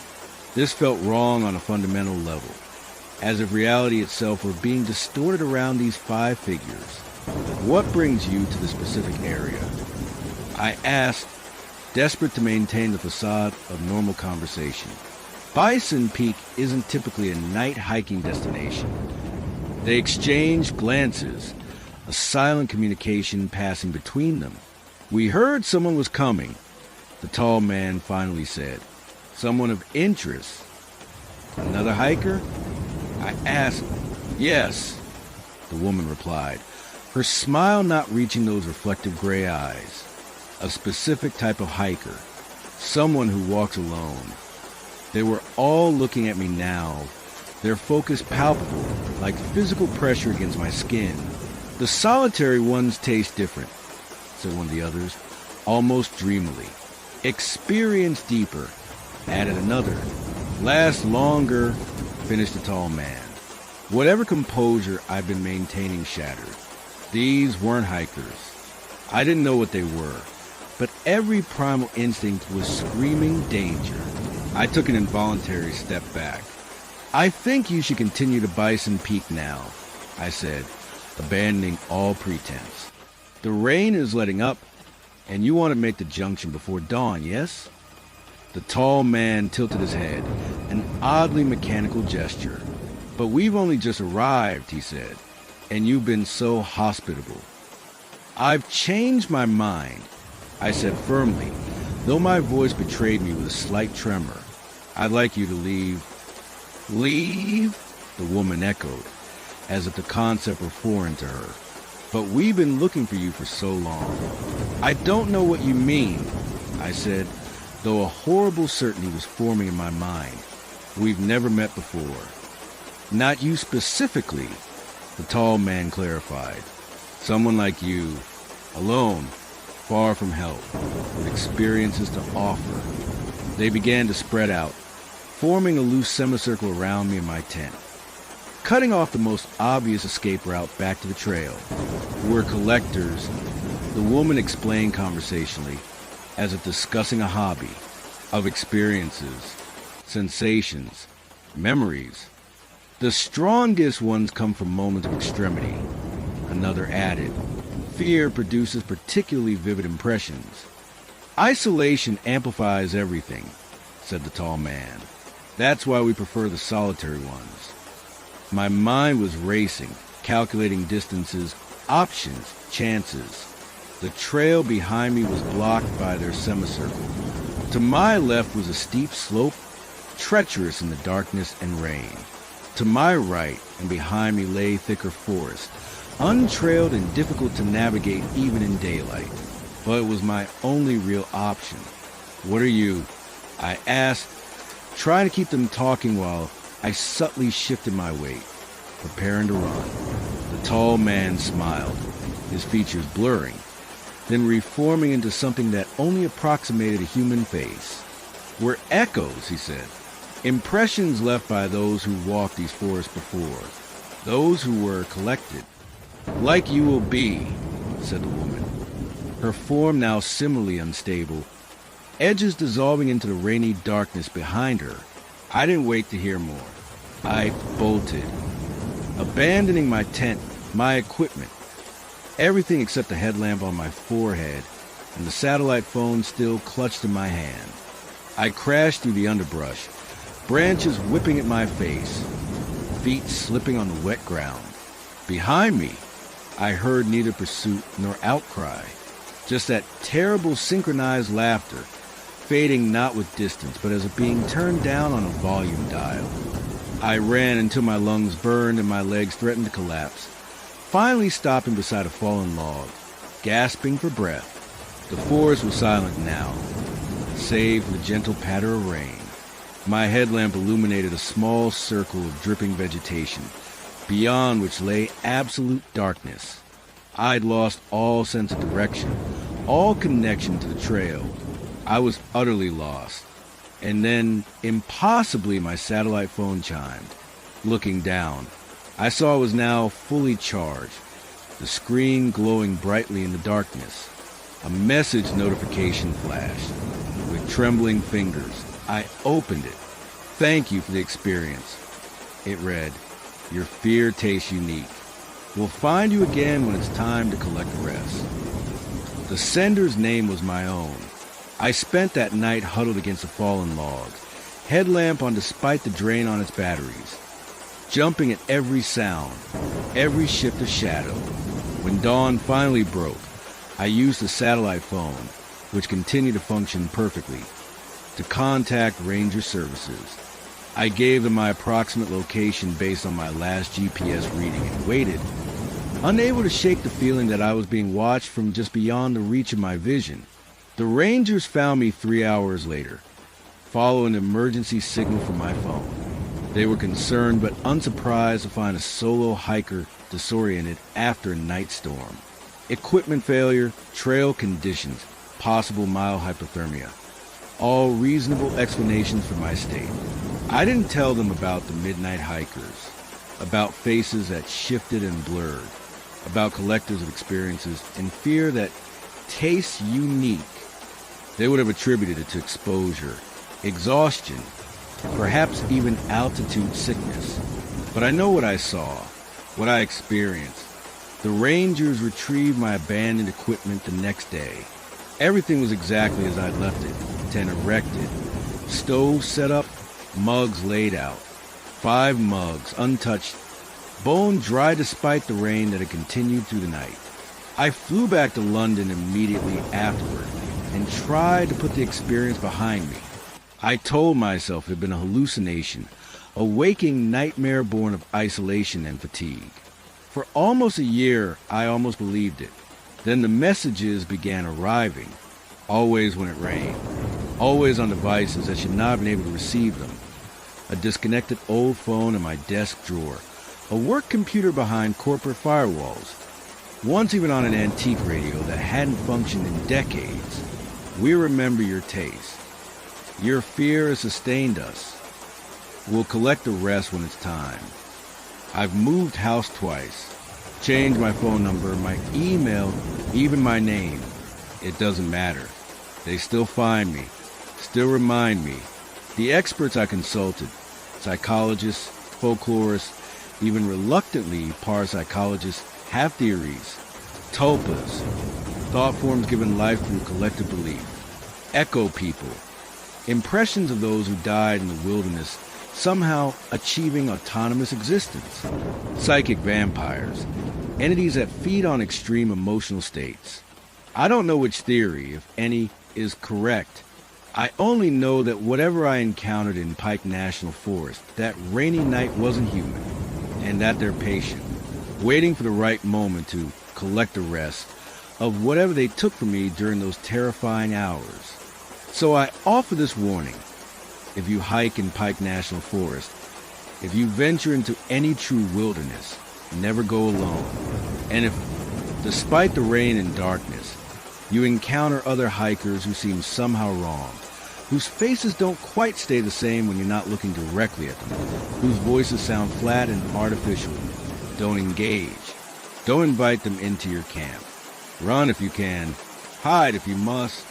Are you listening to this in the rain?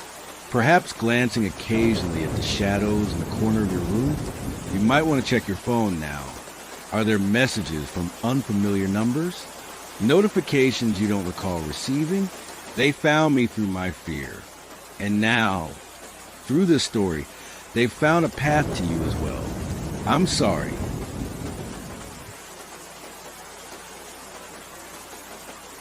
The rain against my window tonight sounds like fingernails scratching to get in. I've drawn the curtains, turned the television volume up, but still I hear it, persistent, deliberate, as if it remembers me. Do you believe that places can become infected with evil? That certain locations can act as wounds in the world, where something seeps through from elsewhere? I didn't. I was rational, pragmatic, a research scientist specializing in geological anomalies.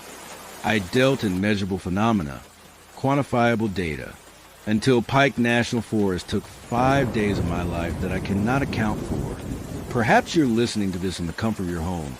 Rain pattering gently on your roof. Safe, secure. I once felt that way too. But comfort is an illusion that can be shattered in a single night. It began as a working holiday of sorts. I received a small research grant to study unusual magnetic variations reported in a remote section of Pike National Forest, Colorado. Nothing groundbreaking, just minor fluctuations that might indicate interesting mineral deposits or subtle geological features. The kind of project perfect for a solo researcher with modest equipment needs. I arrived in Colorado in early autumn, when the aspens were turning gold and the tourist crowds are thin. After purchasing supplies in a small town bordering the forest, I hired a local guide, Marcus, to drive me to my research area, a secluded valley about 12 miles from the nearest marked trail. You sure about this location? Marcus had asked as we bumped along increasingly primitive forest roads in his mud-spattered Jeep. He was in his 60s, weathered from decades of mountain living, with eyes that had seen too much of something he never spoke about. The magnetic anomalies are strongest there according preliminary surveys. I replied, checking my GPS coordinates. Marcus grunted. Folks don't much go to that valley. Because it's remote? That's part of it. He navigated around a fallen branch with practiced ease. There's other reasons. When I pressed him, he grew reticent, muttering something about bad air and lost time. I dismissed it as local superstition, the kind that tend to accumulate around isolated geographical features. Every region has its forbidden zones, its haunted hills. They usually have perfectly rational explanations. Natural gas emissions, infrasound, magnetic fields affecting brain function. In fact, The latter possibility made the valley even more interesting for my research. Could the magnetic anomalies be strong enough to cause perceptual disturbances? That would be worth documenting. We reached the furthest accessible point by vehicle around midday. From there, I would need to hike approximately 4 miles to reach my research site. I'll be back in exactly 2 weeks. Marcus says he helped unload my equipment.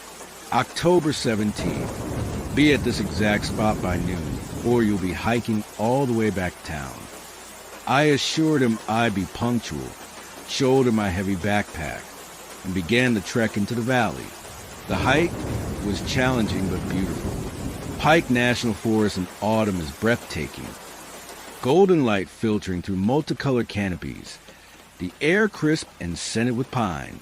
By late afternoon, I'd reached my destination. The valley itself was unremarkable at first glance. A relatively flat area surrounded by gentle slopes, heavily forested with pines and aspens. A small stream cut through its center, providing a convenient water source. I set up camp efficiently, having done similar field research dozens of times before. Tent, equipment station, cooking area, secured food storage, all established with practiced precision. My first 3 days passed productively. The magnetic readings were fascinating, subtle but definitely unusual patterns that fluctuated according to no discernible schedule. I documented everything meticulously, collected soil samples, and conducted several other standard geological tests. In the evenings, I prepare simple meals on my camping stove, make notes in my journal, and occasionally read before falling asleep to the gentle sounds of forest. On the 4th day, the weather changed.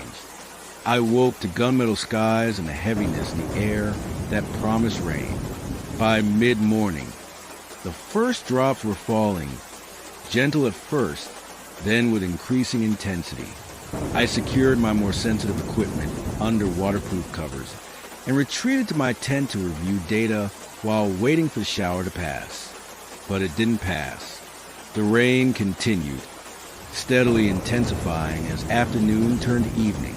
There was something odd about it, not just the persistence, but the sound. Rain normally creates a random pattern of droplets hitting surfaces. This rain seemed to fall with an almost rhythmic quality, as if coordinated. I told myself it was simply the acoustics of the valley, the way sound bounced off the surrounding slopes. As darkness fell, I prepared for a long night in the tent. The temperature had dropped significantly, and I layered up in thermal clothing before slipping into my sleeping bag. The patter of rain against the tent had become white noise, almost hypnotic in its consistency. I checked my watch, 8:47 p.m., and decided to review one last set of magnetic readings before sleep.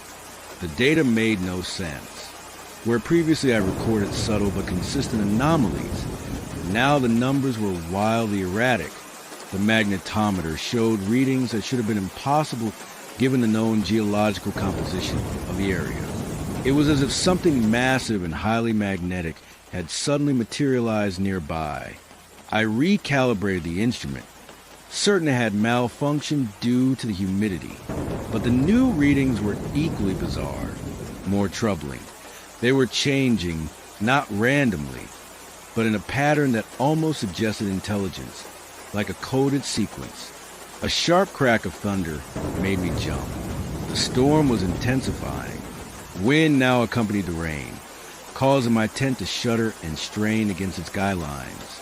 I checked the time again, 8:51 p.m. For minutes had passed since I'd last looked, yet I had the unsettling sensation that more time had elapsed. Perhaps it was the weather or the isolation, or simply fatigue from days of fieldwork. But an inexplicable unease was taking hold of me. The valley suddenly felt wrong. Not simply remote or wild, but fundamentally hostile, as if the very air had become malevolent. I reminded myself that I was a scientist, trained to observe and analyze, not succumb to primitive fears of darkness and storms.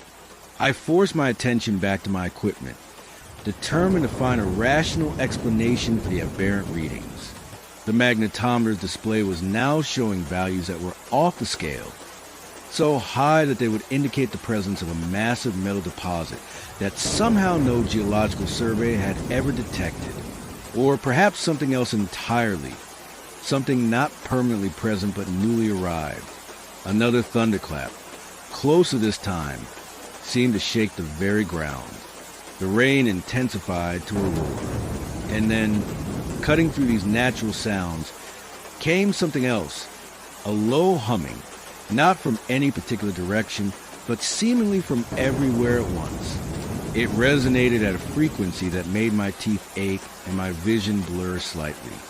I fumbled for my torch, suddenly desperate for more light than my small lantern provided. The beam cut through the dimness of the tent, but seemed to falter at the edges, as if the darkness had become somehow more substantial, more resistant. The humming grew louder, resolving into a pattern that almost, but not quite, resembled speech. It felt like a language I should understand, hovering just at the edge of comprehension. With trembling hands, I reached for my satellite phone.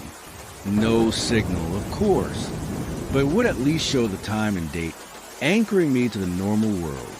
The screen remained black. Dead battery? Impossible. I'd charged it fully that morning. Thunder again, but strange this time. Not a single crack, but a rolling, continuous sound that seemed to circle the valley like a prowling animal. The rain now struck my tent with such force, it seemed it must surely tear through the fabric at any moment. Just a storm, I said aloud, needing to hear a human voice, even if only my own. An unusually strong meteorological event affecting electromagnetic fields in the valley. My words sounded hollow, unconvincing even to myself. Because while my rational mind scrambled for explanations, some deeper, more primal part of me recognized the truth. Something was happening outside my tent that had nothing to do with normal weather patterns or geological phenomena. The humming changed pitch, becoming higher, more urgent. With it came a pressure change, so sudden that my ears popped painfully.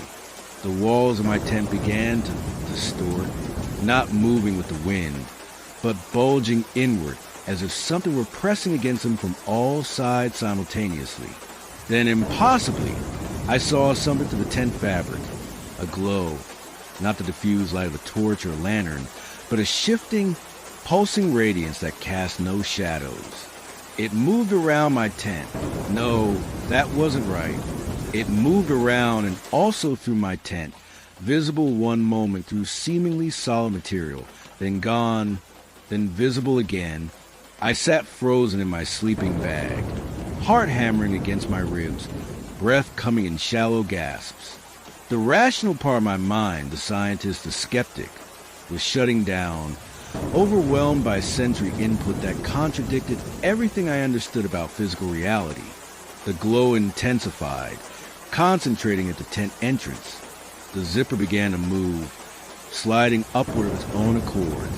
I wanted to scream, to rush forward and hold it closed, to do anything but sit there watching, but my body wouldn't respond. It was as if I'd been paralyzed, reduced to nothing but a pair of observing eyes. As the tent flap peeled back, the last thing I remember is light, not warm or cold, not any color I can name, but somehow all colors simultaneously, pulsing with that same almost language I'd sensed in the humming. Light that reached inside me, behind my eyes, into parts of my brain that had no connection to visual processing. Then nothing. I woke to silence and pale sunlight filtering through my tent.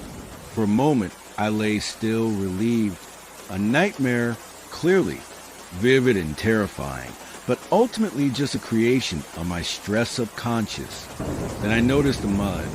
It coated my sleeping bag, my clothes, caked my hands, and, as I discovered when I touched my face, covered that too. But I had no memory of leaving my tent, of being out in the rain and mud.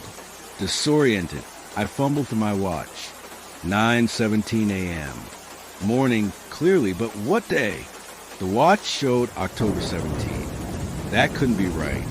The storm had been on my fourth night, October 6th. There was no way I'd slept for almost 11 days. I crawled from my tent, muscles aching as if I'd run a marathon.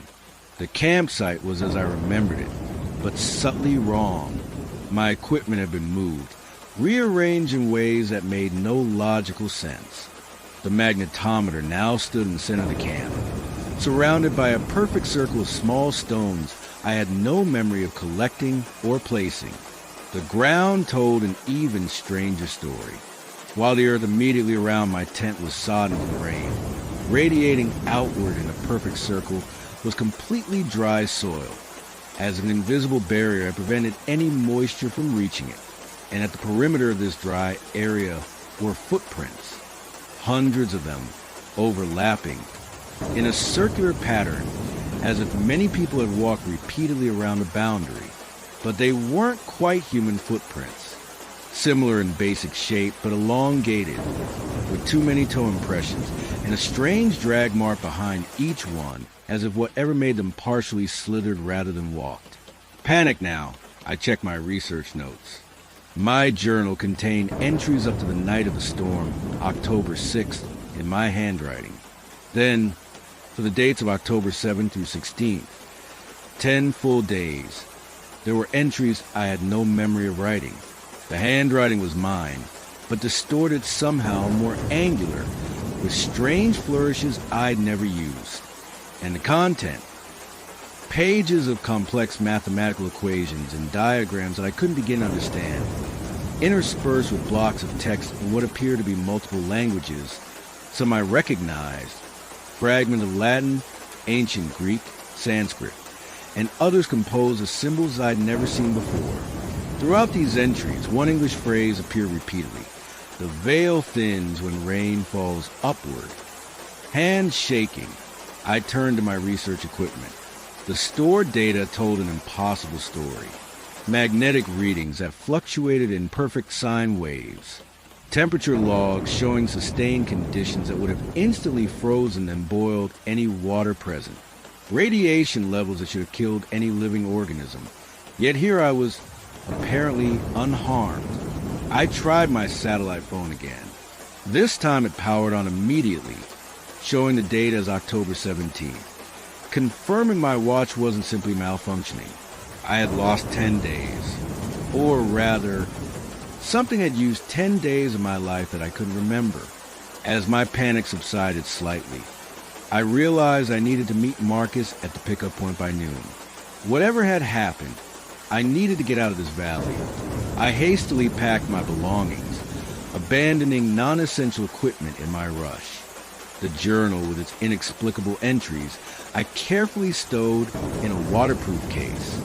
It was the only evidence of whatever had occurred. The hike back to the meeting point passed in a blur of hypervigilance and confusion.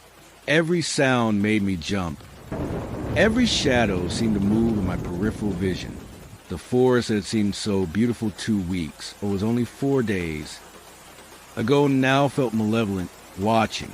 The trees seemed to lean toward me as I passed, branches reaching like skeletal fingers. I reached the rendezvous point 20 minutes before noon, and nearly wept with relief at the sight of the muddy clearing where Marcus would arrive. Civilization, normality, rational explanation, all were just a car journey away. But as I waited, dread began to build again. What if Marcus didn't come? What if more time had passed than I realized? What if the date on my devices was wrong, and I'd somehow missed the pickup by days or weeks? At precisely noon, I heard the blessed sound of an approaching engine. Marcus's Jeep rounded the bend in the rough track, and I nearly collapsed with relief. He stopped several yards away, studying me with narrowed eyes before slowly stepping out of the vehicle. "You look like hell," he said by way of greeting. I must have indeed mud-caked, wild-eyed, having lost weight I couldn't account for. Rough couple of days.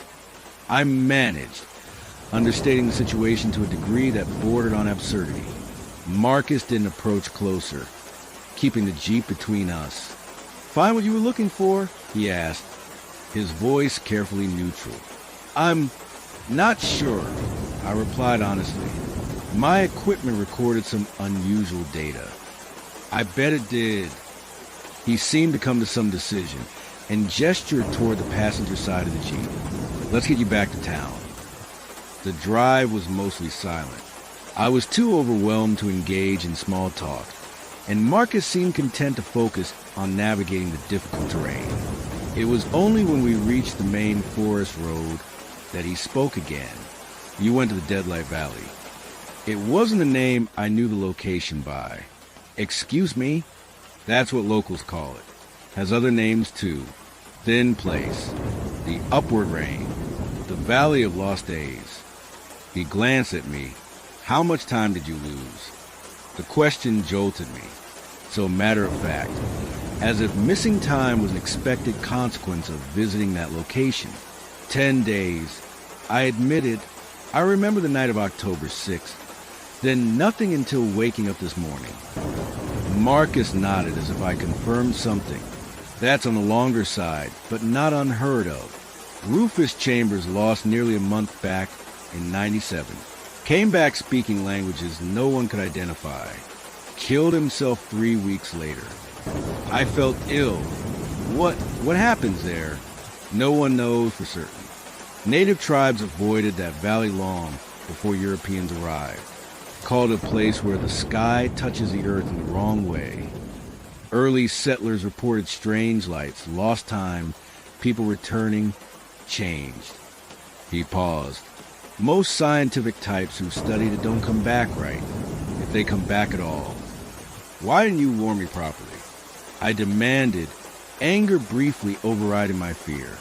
Would you have believed me, he countered. Besides, the valley doesn't affect everyone. Some go in and come out fine. No missing time. No strange experiences. We had to see if you'd be one of the lucky ones. His expression softened slightly. For what it's worth, I'm sorry. You seem mostly intact. Better than most. The implications of that statement were too disturbing to contemplate. Upon return to town, I checked into a motel and spent hours showering, as if I could somehow wash away the experience along with the mud. Then I examined myself carefully in the mirror. No visible injuries. But I'd lost at least 10 pounds, and my hair seemed slightly longer than it should have been after just 2 weeks. More disturbingly, there was a small, perfectly circular scar behind my left ear that I'd never seen before. Raised tissue forming an intricate pattern of interlocking spirals, like a fingerprint but impossibly complex in its design. I left Colorado the next day, flew back to London, and tried to resume my normal life. I submitted a sanitized version of my research findings, omitting any mention of missing time or inexplicable phenomena. The mud-stained journal with its mysterious entries I kept locked in a safe in my office. For several months, I managed to convince myself that I'd experienced some form of dissociative episode, perhaps triggered by isolation and atmospheric conditions. The mind is fragile, after all, and science has documented many cases of temporary amnesia or fugue states. Then the dreams began. Not nightmares exactly, but intensely vivid visions of places that couldn't exist. Cities with non-Euclidean architecture, oceans flowing upward against gravity, beings composed of geometries that shouldn't be possible in three-dimensional space. And in these dreams, I understood everything. The mathematics of my journal made perfect sense. The strange languages were as clear to me as English. I knew why the rain had sounded wrong that night, because it wasn't falling down but being pulled up into something that had temporarily merged with our reality. I began sleepwalking, waking to find myself writing in that same distorted version of my handwriting, creating complex diagrams and equations that I couldn't comprehend in my waking state. Once, my neighbor found me at 3 a.m., standing in the building's courtyard during a rainstorm, face upturned, arms outstretched, speaking fluently in a language she said sounded like glass breaking in reverse. 3 specialists have found nothing physically wrong with my brain. 2 psychiatrists have been unable to explain my symptoms or effectively treat them. The circular scar behind my ear occasionally burns, especially when it rains, and I've caught glimpses of similar marks on strangers, always behind the left ear, always the same intricate spiral pattern. We acknowledge each other with a glance, these others who visited places like Deadlight Valley, who've experienced the rain falling upward. We know something is bleeding through thin places in our world, taking what it needs, time, experience, perhaps more, and leaving its mark. Sometimes, in the moments between sleeping and waking, I remember fragments of those missing 10 days, beings of light and mathematics, impossible geometries, knowledge that the human mind isn't structured to contain, and a growing certainty that they're coming back, not just for me, but for everyone who bears their spiral mark. I write this as a warning. If you're planning a trip to Pike National Forest, stay on the marked trails. If locals tell you an area is bad luck, believe them. And if you ever find yourself in a remote valley during a rainstorm, and the sound of the rain begins to change, becoming rhythmic, deliberate, run. Don't look back. Don't try to understand. Just run. Because the veil thins when rain falls upward. And what waits behind that veil has been reaching through since long before humans existed, and will continue long after we're gone. Are you listening to this while it rains? Have you ever experienced missing time? Moments you can't account for? Perhaps you should check behind your left ear. The mark can be subtle, easily mistaken for an oddly shaped birthmark or scar. They find us through patterns, you see. And now, having heard my story, you're part of the pattern too. I'm sorry for that. Truly.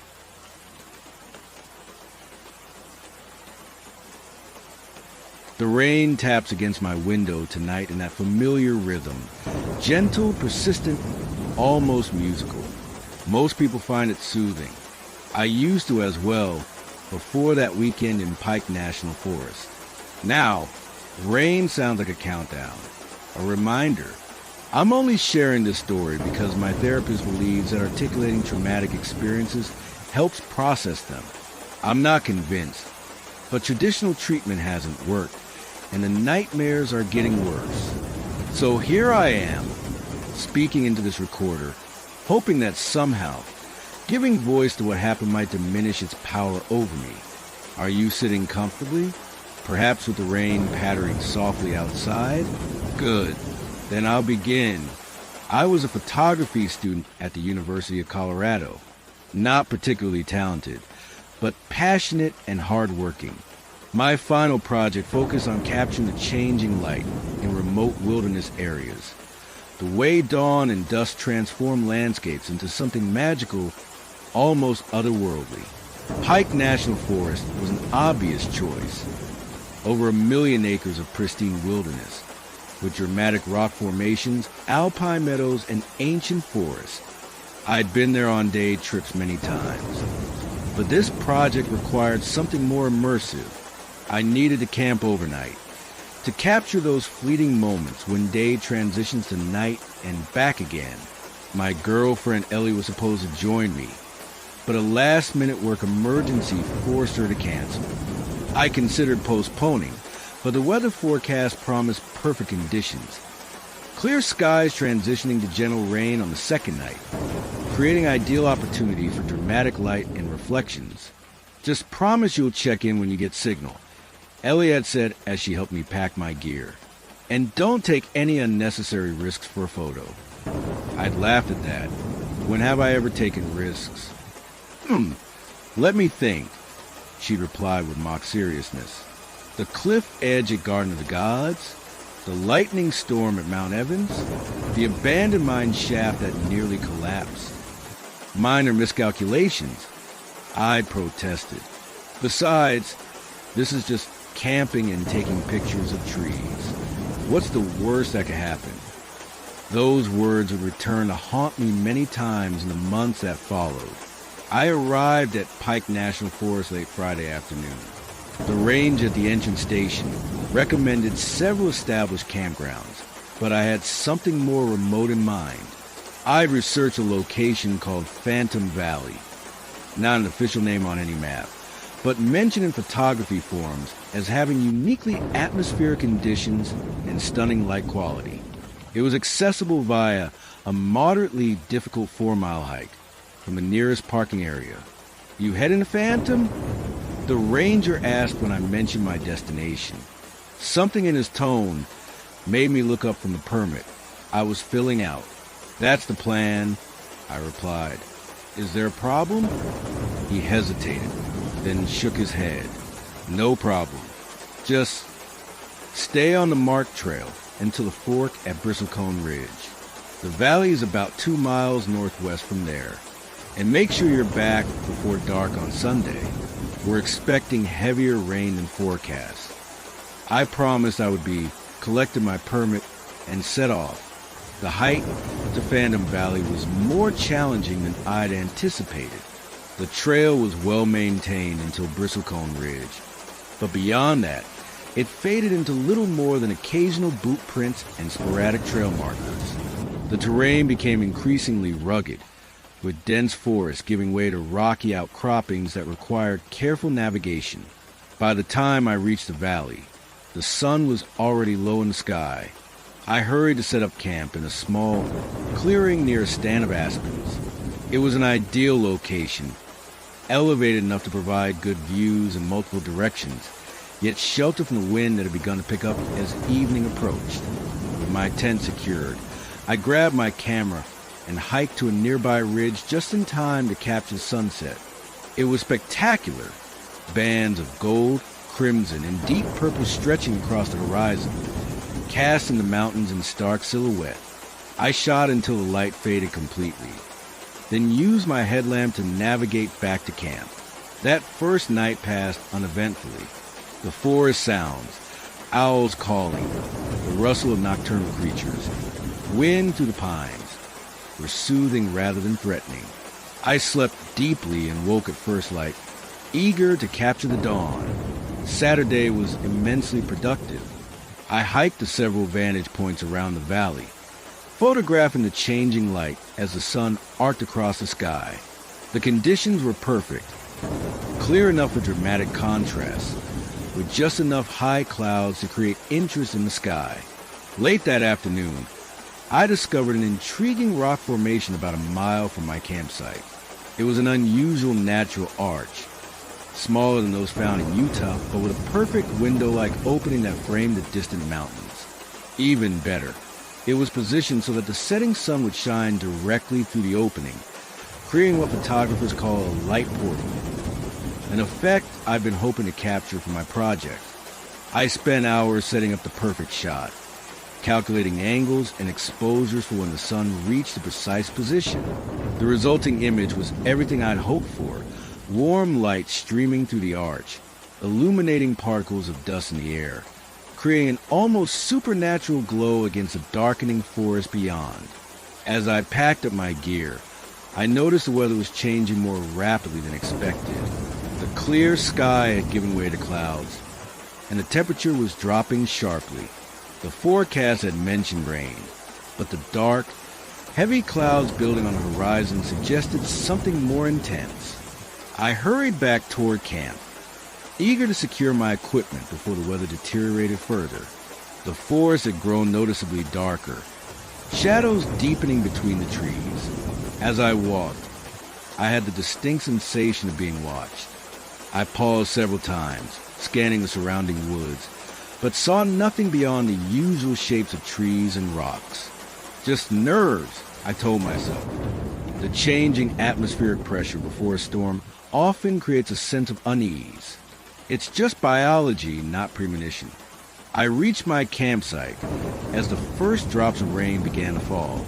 The temperature had plummeted, and I quickly added layers of clothing before checking my tent and equipment. Everything was secure, so I crawled inside with my camera to review the day's images while waiting out the shower. The rain intensified rapidly, drumming against the tent with increasing urgency. Lightning flashed in the distance, followed by low rumbles of thunder that seemed to reverberate through the ground beneath me. I was grateful for my sturdy tent and waterproof gear, creating a snug bubble of safety against the elements.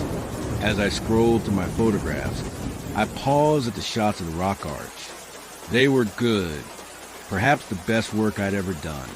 The composition, the light, the moment, all had come together perfectly. But as I zoomed in to check the focus, I noticed something odd. There, in the shadows just beyond the arch, was a figure, or at least what appeared to be a figure.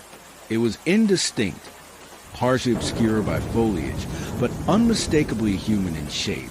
Tall, unnaturally thin, standing perfectly still among the trees.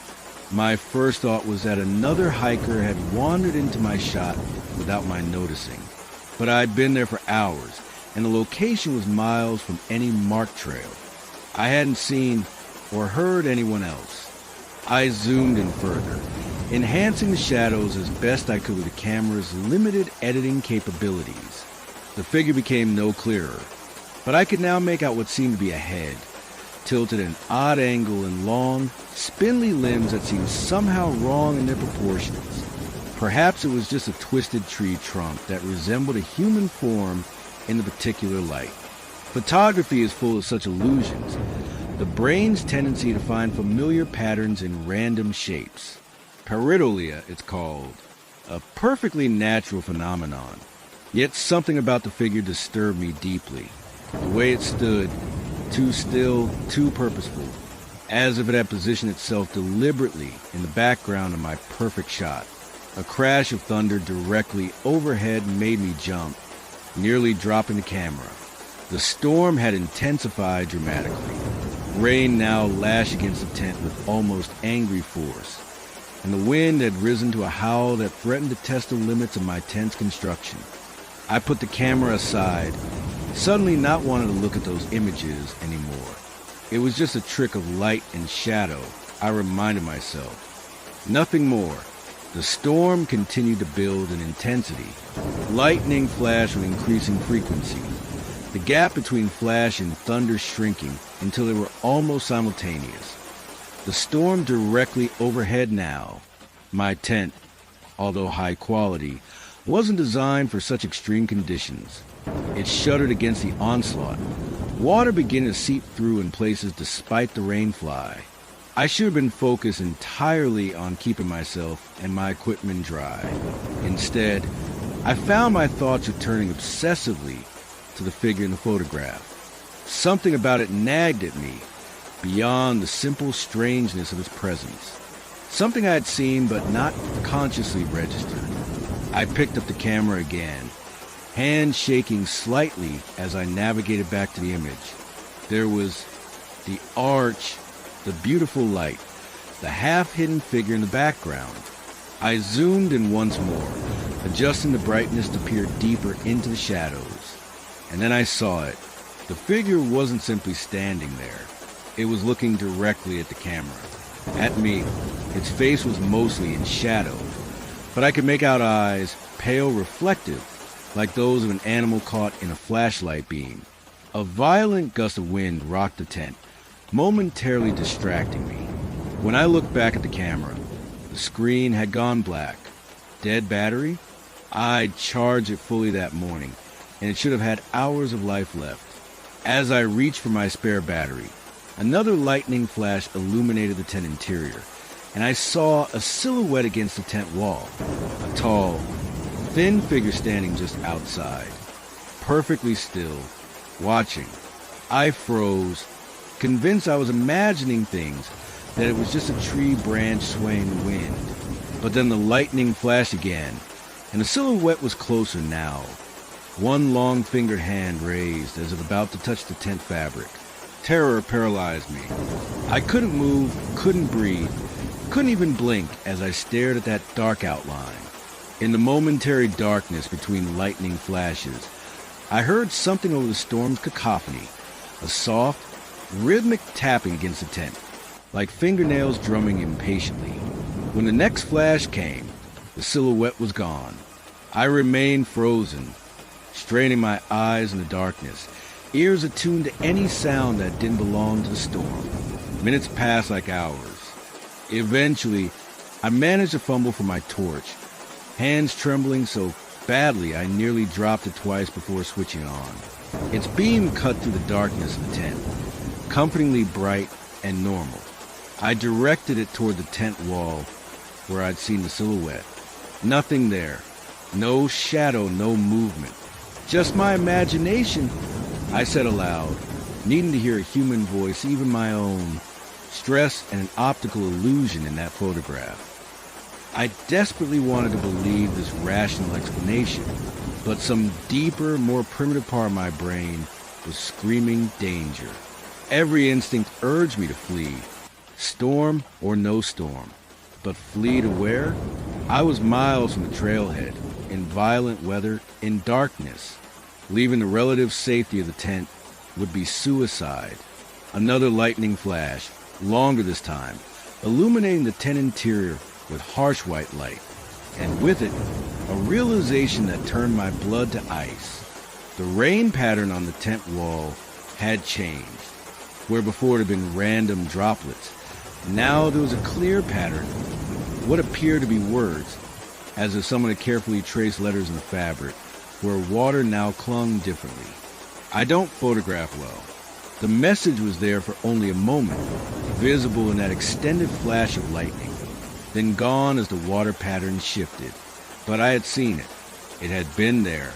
I scrambled for my phone, no longer caring about rationality or logical explanations. I needed to call someone, anyone. No signal, of course. I hadn't expected any in this remote location. But the device would at least tell me the time, ground me in something normal and mundane. The screen showed 2:17 a.m. And below the time, a notification, one new image received.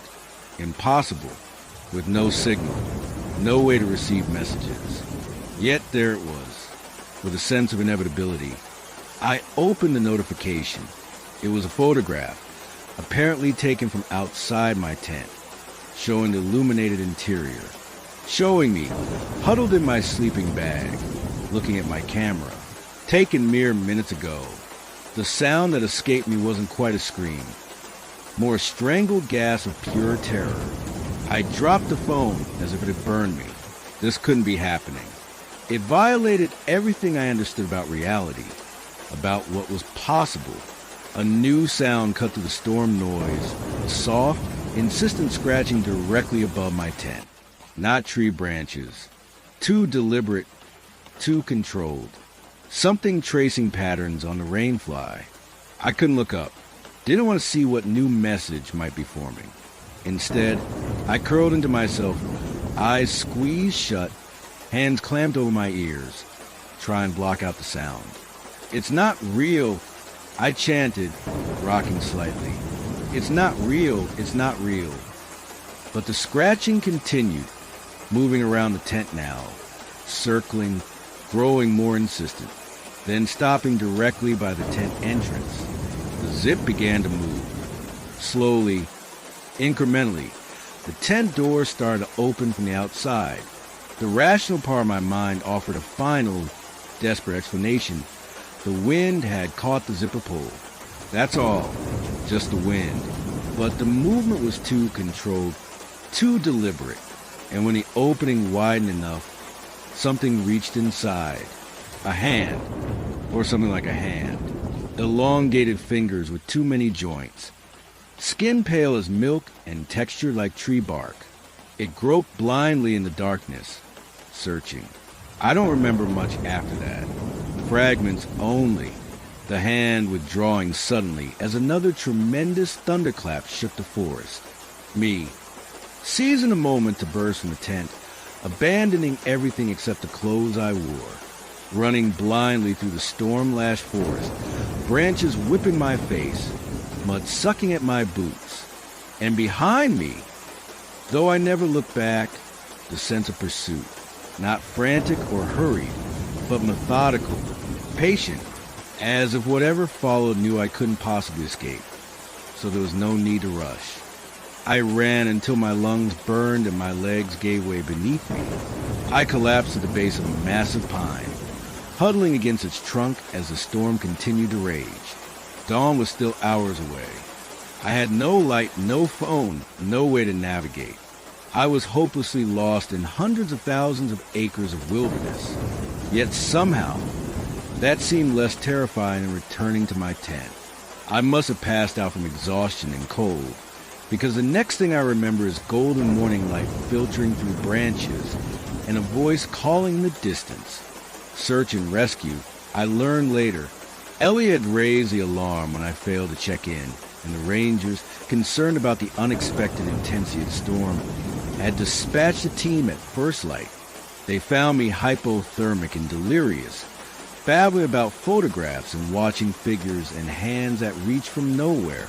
They assumed, reasonably, that I was suffering from exposure and possibly a concussion from a fall I didn't remember taking. After I was treated at a local hospital and warmed up, a ranger went to retrieve my abandoned gear. He returned with an odd expression and my camera, which he'd found on the trail about a mile from where they discovered me. "You must have grabbed it when you left camp," he said, though I had no memory of doing so. "Good thing, too. Looked like an animal got into your tent after you left. Everything else was pretty much destroyed." I took the camera with trembling hands, both dreading and needing to see those images again. But when I turned it on, the memory card had been corrupted. Every single photograph was gone. Every photograph, that is, except one. The last image on the card, not of the arch, but my tent illuminated from within, taken from outside, showing my silhouette as I looked at my camera, identical to the one that had impossibly appeared on my phone during the storm. I deleted it immediately, my hand shaking so badly I nearly dropped the camera. The ranger noticed my distress, but misinterpreted it as lingering effects of hypothermia. He advised me to get more rest and gave me a card for a counselor who specialized in wilderness trauma. Apparently, I wasn't the first person to have a breakdown in Pike National Forest. In the months since, I've tried to move on. I abandoned photography and changed my major to accounting, about as far from creative arts as possible. I see a therapist twice weekly and take medication that mostly keeps the nightmares at bay, but certain things still trigger the memories. Rain, especially at night, the click of a camera shutter, and most of all, photographs. Because sometimes when I look at images taken by friends or see photos in magazines, I catch glimpses of something in the background. A tall, thin figure, partially hidden, watching from shadows. No one else ever notices it. When I point out, they see only trees or oddly shaped rocks or tricks of light. But I know what it is. It found me once in Phantom Valley, and now it follows me, not physically, but through images. Watching, waiting. For what? I don't know. Last week, Ellie showed me photographs from her family's recent trip to Scotland. In one image, a group shot in front of their rental cottage. I saw it again, in the window behind them, barely visible. A pale face, elongated, eyes fixed on the camera. On me. When I gasped, Ellie asked what was wrong. I said nothing, but later, when she was asleep, I examined the photo again. The face was gone. But when I checked my phone this morning, there was a new album in my Photos app that I never created. It contains exactly one image. Ellie, sleeping, photographed in the foot of our bed. A perspective that would be impossible for me to capture, as I was lying beside her when it was taken. And in the background, reflected in the mirror on our bedroom wall, that familiar elongated silhouette. Watching. Always watching. I haven't shown Ellie. Haven't told her why I've started sleeping with the lights on. Why I've covered every mirror in our flat. Why I flinch when she takes out her phone to capture a moment. How do you explain to someone you love that you're being haunted through photographs? That something from Pike National Forest followed you home not in body, but in image?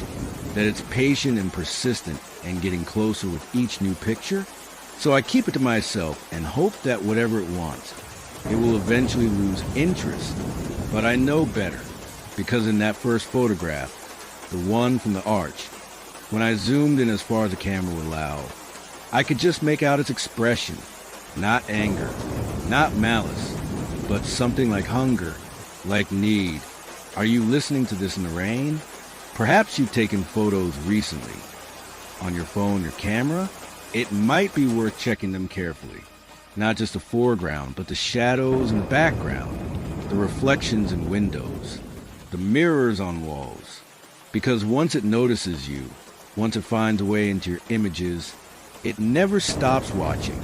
And eventually, I fear, it steps out frame and into your world. It's raining harder now. That same rhythmic tapping that I first heard against my tent, now against my window. If I look closely at the glass, I can almost see words forming in the droplets. Almost see a tall, thin shadow on the other side, watching, waiting, always watching.